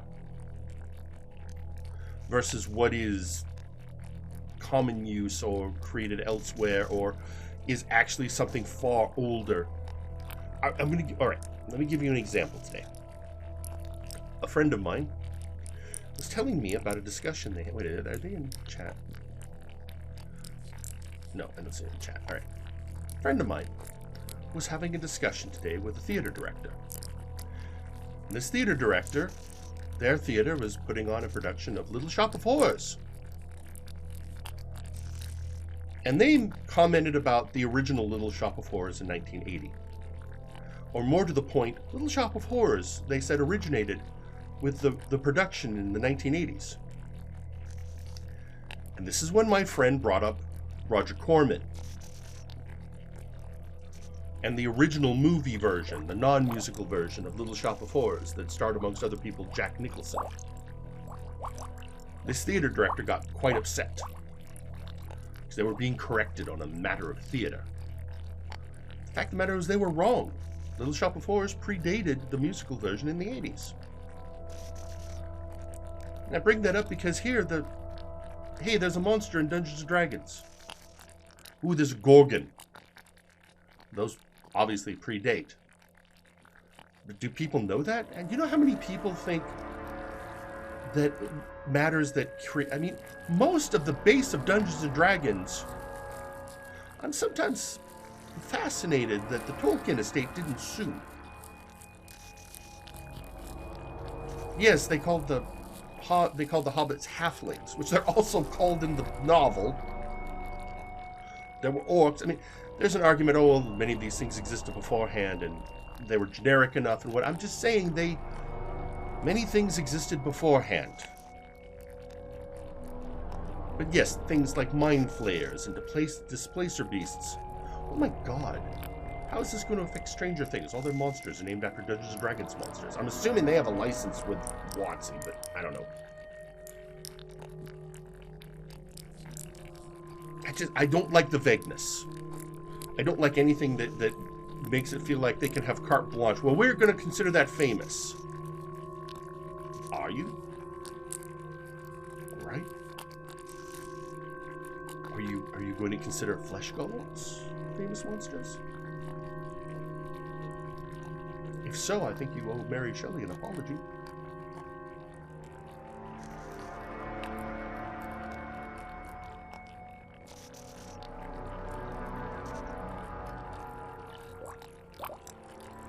So that's part of my... I don't like how this is worded. I didn't get as... Again, that guy, thank you very much for all that hard work. Because that was eye-opening, really getting in depth on the language of the document. If you don't want to play ball with the commercial BS, they have a section covering what you'd have to do to be safe with calling it non-commercial.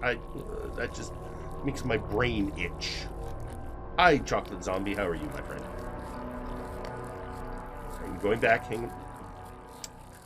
To be clear, OGL non-commercial only allows for creation of role-playing games and supplements in printed media and static electronic format files. Yeah, that's... So... Oh, hang on. Getting more text. License works. For work to be licensed work under this OGL non-commercial, it must meet all 4 of the following. It qualifies as a covered work as defined in section IB. It contains both licensed content and your content. B, it does not contain unlicensed content. And C, it contains the text of this OGL non-commercial within the body of the work. All right. Now, that last part, that's in the original open license agreement, and it's great. But the original open license agreement doesn't take up that much space in the book. Because, as we have pointed out, it's less than 1,000 words. Meanwhile, back to this tome, IBFYIB.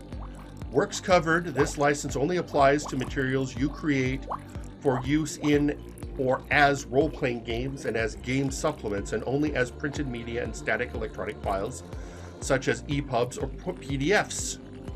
It does not allow for the distribution of any other form of media and does not apply to the creation of anything else.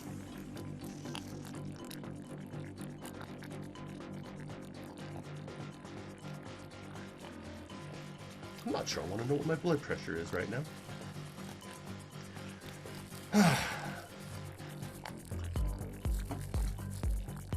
So, all right, let's talk where we go from here. Oh, wait a minute, there's more. Just what I thought I was getting out. What, and if you get it under... Oh, what? Hang on. You may not transfer your rights or duties under this agreement under any circumstances or for any reason. This license is not sub-licensable.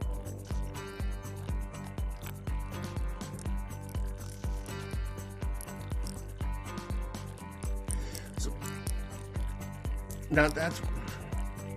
I'll get to this next part, then I'll say what is concerning you there.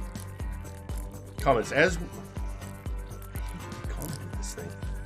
As we said in the intro, commercial distribution and any distribution you get paid for in any form, money, crypto.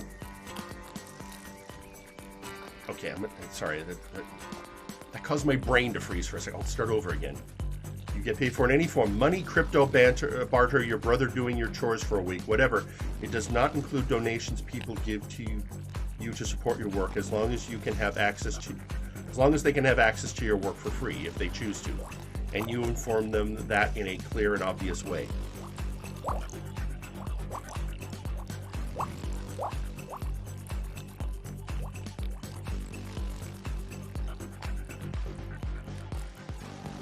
I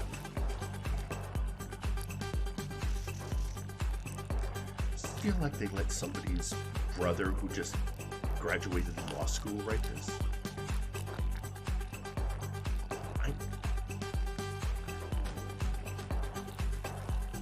Yes, Nightmare Emperor, I agree. Those are some words I just read. All right, you know what? Okay, palate cleanser. And that guy, if you have any other comments, I'll load them up while I'm going over this. Many moons ago, in the early days of the OGL,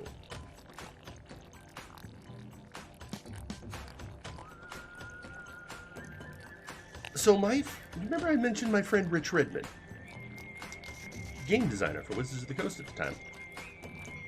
His name is in the 3.5 book as one of the writers. The 3.5 edition. Yeah, anyway. So Rich was still working at Wizards, and we had a gaming group. At the time, our gaming group was playing Urban Arcana, which was a offshoot book set in essentially modern day world, but with D&D monsters and magic. And Rich came to us one day and said, hey, Wizards just hired a new intellectual property lawyer. And this lawyer, while very conversant in intellectual property law, doesn't know the first thing about role-playing. And figures if she's going to have to go defend things in court, she should probably understand. So she wants to know if she can join us for a little while, play the game, get used to playing. Okay, sure. So she joined us for a few sessions. We learned a few interesting things, including how we talk to each other, because after the first session, it was like, so what'd you think? Oh, it seemed fun, but I don't understand anything you guys are saying. Like what? Well, so who is Sheriff Bart, and why would Mongo have strong feelings for him? She'd grown up in Germany. She was an army brat. And her family had been stationed in Germany during those formative years. She saw all the movies in German, so she didn't actually understand any of the English quotes. And we spoke a lingo that was all quotes. Mel Brooks, Star Wars, Ghostbuster, Mystery Science Theater 3000, Sam Raimi movies. I said army brat. It's a very common tone, at least in my generation. And that means her family was in the military, and she went along for the ride. Anyway, I don't want to get derailed on my story. So we had to give her a list of, why don't you watch these movies, you'll understand. So that was that. But, I mean, she got to understand role-playing, but she had a weird thing of, I can do a thing, so I should do a thing. Her character knew chemistry. So she kept wanting to do chemistry. Oddly,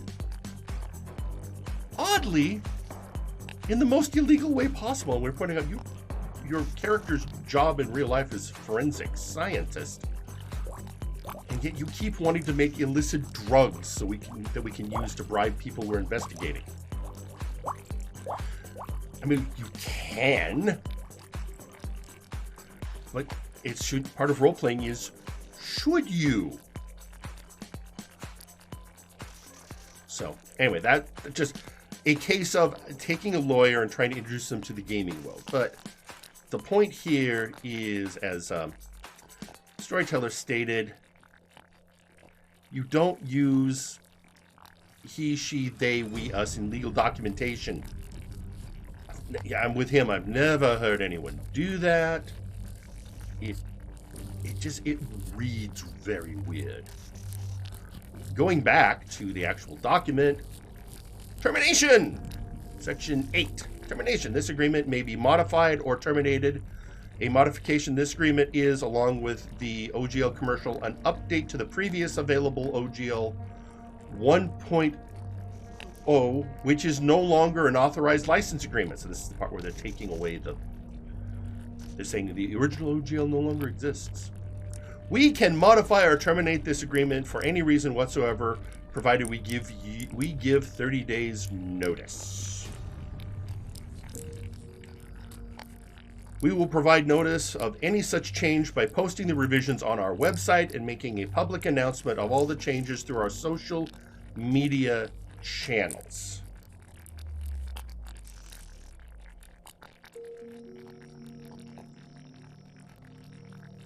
And yeah, here's again why this is bad.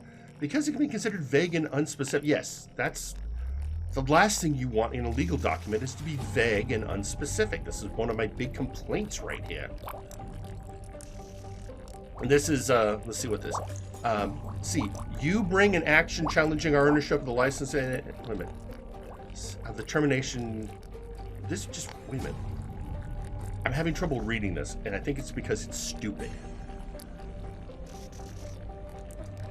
You bring an action challenging our ownership of the licensed contact, unlicensed contact, or any patent, trademark owned by Wizards of the Coast.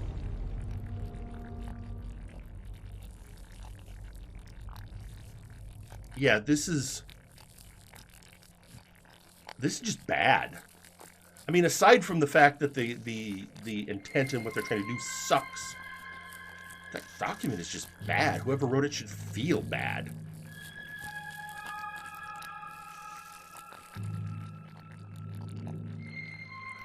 But yeah, pretty much if you claim that you own your shit, we will terminate your license.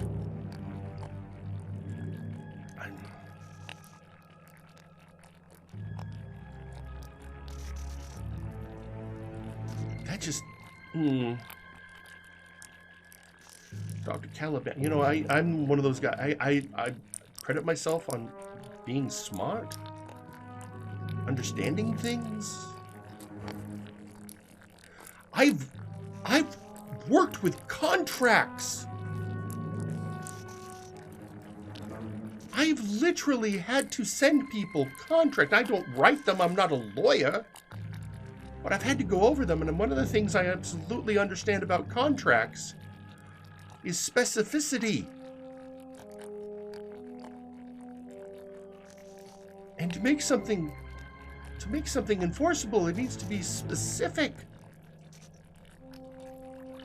My first thought is I would not want to be a lawyer in court trying to defend this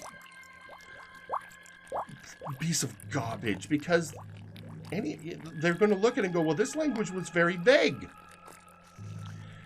And I think a good judge is not going to take, trust me, it all makes sense as a legal argument.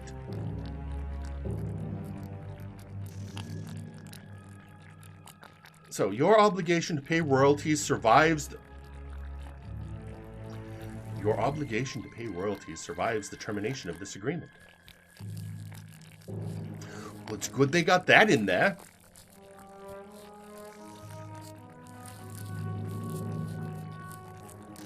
It was written vague and loose on purpose so you can always get away with it. Well, that's what they're trying to do. But again, depends on if you get a good lawyer. I'm going to encourage, next time I talk to Jay Frost, that he either look at the document or he at least look at the VOD of this stream and get back to me, as long as his brain doesn't explode.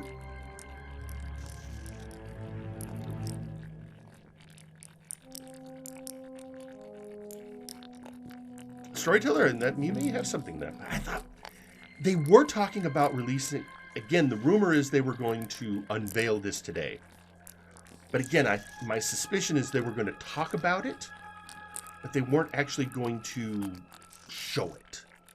I think it was going to be announced that the OGL 1.1 is coming out on today's D&D Beyond stream. And then this got leaked, and then everyone's now in damage control. But yes, it does sort of feel like a first draft.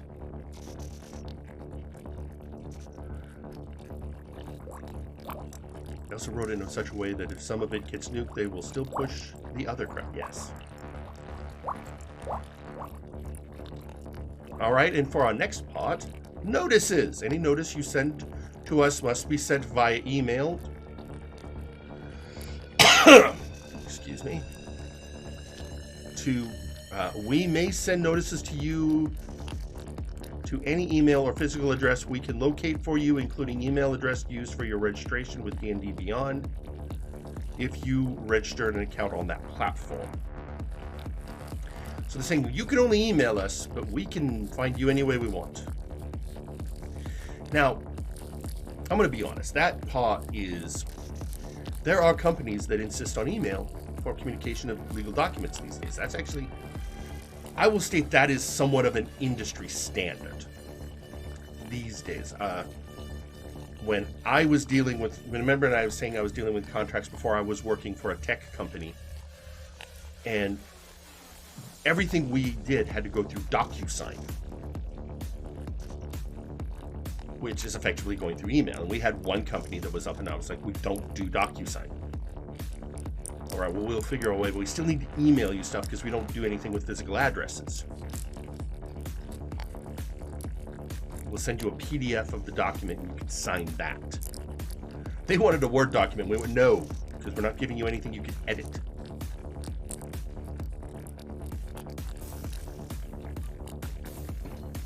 But the email part doesn't bother me too much, just because there is other parts of industry these days that use that, but still.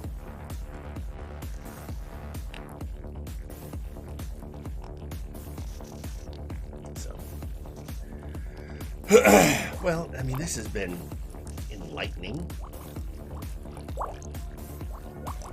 I hope this has been useful. Well, obviously you're all still here, so I think clearly we're all learning something today, even if it's making us sad on many levels. I guess now the question becomes, what's next? And I think right now, overall, it seems the right things are happening. If you have a D&D Beyond account, the best protest you can do right now is cancel it. You know, petitions are great. But petitions in general, even if they have millions of names, are something a company can ignore. But they can't ignore money. And they especially can't ignore money going away. And losing a subscription is money going away. You hit them in the pocketbook. That is always going to get people's attention. Vote with your wallet. Anytime people say, I want to protest this thing, don't give them money. This goes back to those people, people who, I'm mad at Nike for doing this thing, so I'm going to very publicly destroy my Nikes. Well, you've just destroyed the product, but the company doesn't care. Remember, go look on my YouTube channel for shredding magic cards. When the woman tried to upset me as a customer service representative by telling me she was going to burn the magic cards, and I told her to shred them instead because it was safer, not toxic like the flames would be. And when she asked why I was encouraging her to shred the cards, I was telling her, we don't care if you destroy them. We have your money. But you threatened to, well, you're not getting money from me any longer because you did this dumbass thing. That gets noticed. Especially when something like this is such a blatant cash grab. It's all about getting all that juicy money from people. And people going, no, screw you. We just won't use your product. Let me give you another example. Here, where I live in the state of Washington, there was a law passed back in the early 2000s. And it was a law designed to try and encourage Microsoft specifically to end its dependency on temporary workers and hire people full-time. And the way it worked was the law stated that a temporary worker in the tech industry could only work on a contract for a company where they had access to the internal networks for 18 months. At which point they either have to be made a full-time employee or they cannot work again on a contract for the company for 6 months. And Microsoft looked at that law and went, all right, then agreed. Our temporary workers will have to leave their contract after 18 months and cannot come back for 6 months. We'll even build that into our infrastructure.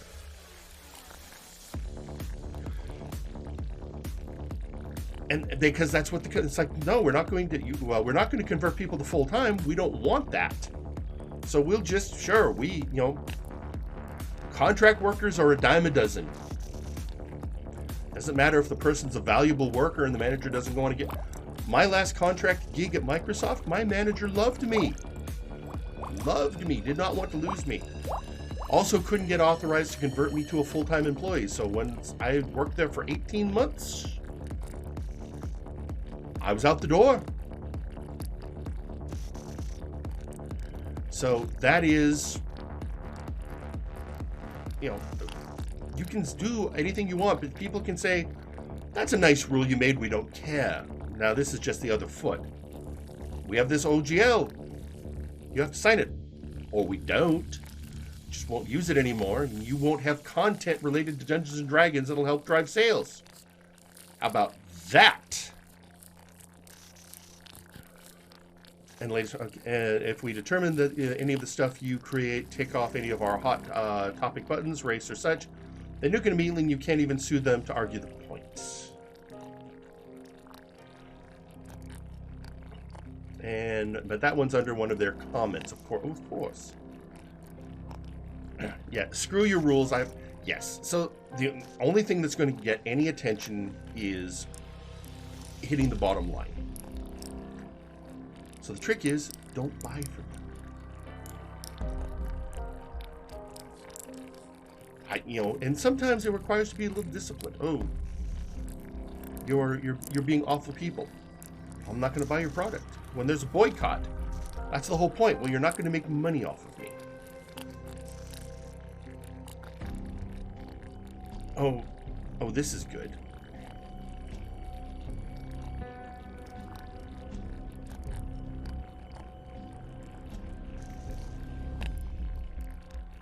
So, here we go again. If they get sued over any of your stuff, you have to pay the legal.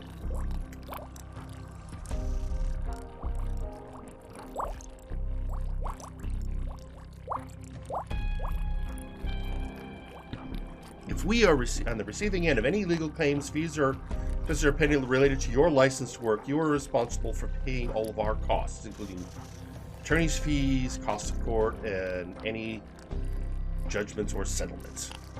They just didn't leave any financial stone unturned, did they?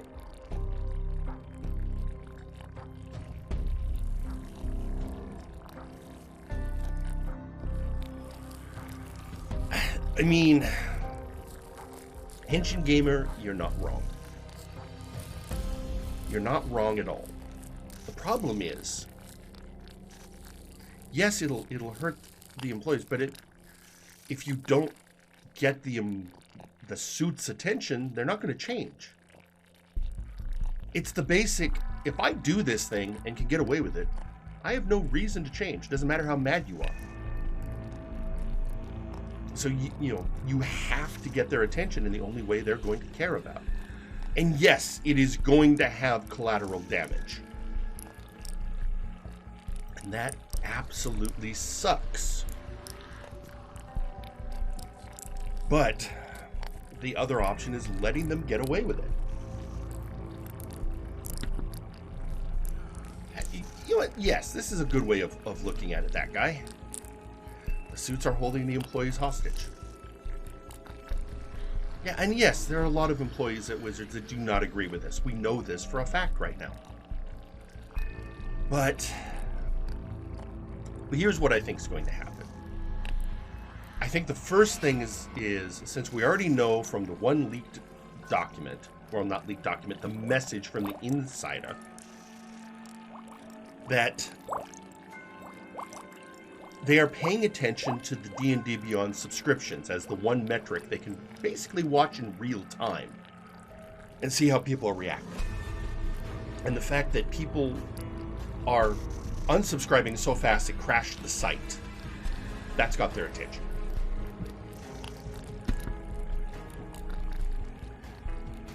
So I'd say keep doing that. And remember, yes, this is going to affect Dungeons & Dragons. So far, I haven't seen any of this bleed over to Magic. Now, given, as we stated earlier, Magic's having its own problems. But, I mean, there's still money coming into the company, but the D&D specific is definitely getting hit. Yes, you know what, I'm going to put this out here because it's another excellent point, and I wanted to make sure it's pointed out yet. If there weren't employees that pushed back against this, we wouldn't even be talking about the document right now. So I think the next, let's see what, I am pretty sure we will be discussing this on Monday when we stream again. We'll see where we go, because I think the weekend's going to be very telling. I think tomorrow could get interesting if they finally make a comment.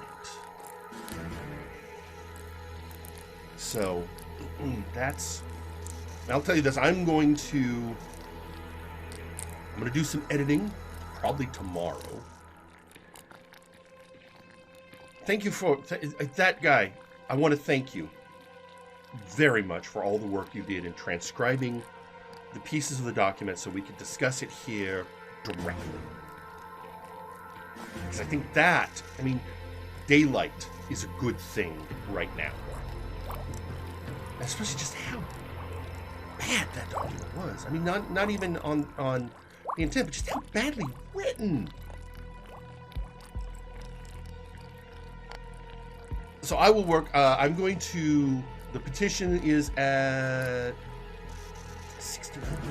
It's getting up there, folks. Almost break. This, of course, is the petition. Straight to the, could you put a link to the petition in the chat?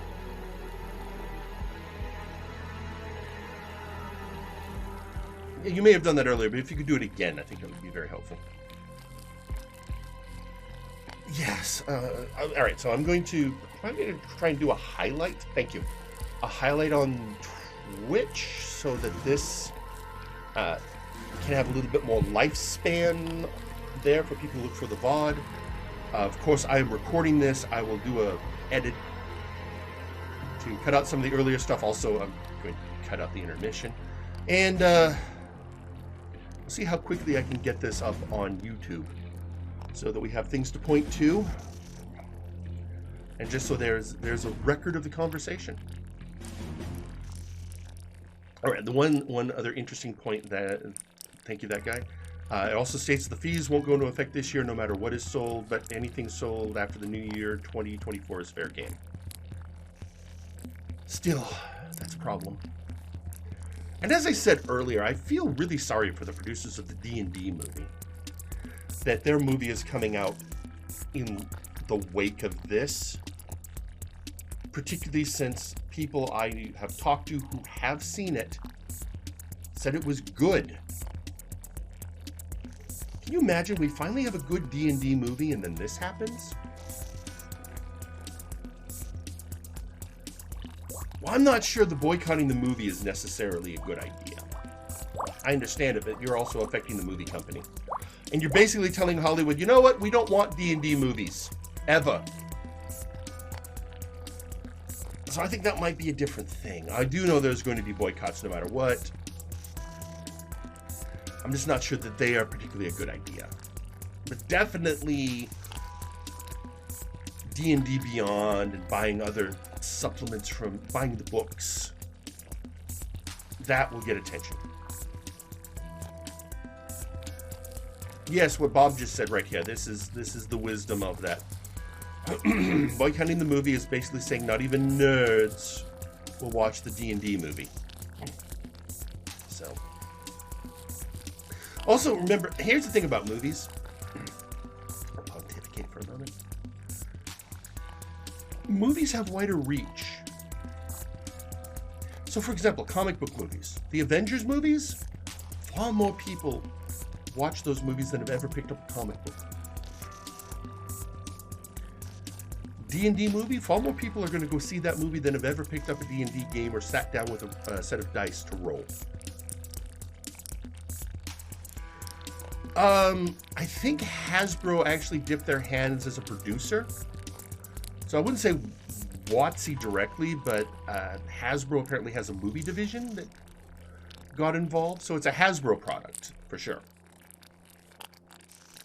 So there is that, but there are also other companies involved.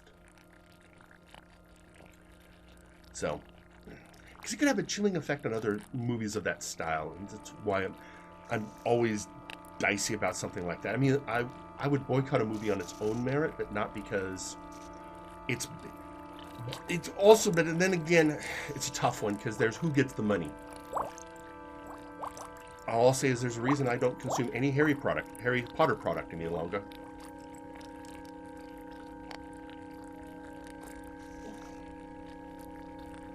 But that's, and again, it's up to each person. I mean, if you're conscious, just say, I just can't support it, then you just can't support it. But definitely give them the direct metrics right now. The D&D movie doesn't come out till March. D&D Beyond, they're going to notice tomorrow. Because they're already noticing it. They're already paying attention to it. That was the best part of that leak today. Again, not leak. It was a message from inside the compound. that told us the suits care about the D&D Beyond subscriptions. So go get them. Anyway, I think we're probably hitting a good endpoint. I mean, we've got the information. We've seen the document. Over 7,000. It'd have been funny if it had been 9,000, but yeah, what are you gonna do? So yes, this is where we stand. So what are we gonna do? Well, I think we know. We've talked about it. Obviously, we'll keep track of this. I do strongly suspect this will be a discussion point again on Monday. You know what? I feel that I'm feeling pretty good about today. Everyone, thank you for you all made great points. Thank you, everyone. That guy. Thank you very much. The last guy's last bit of work for us, folks. Today, let's give that guy a big round of applause. He did a lot of work for us today. The document is over 9,000. 9,000. The original OGL is less than 1,000 words. So the new one is over 9 times as wordy.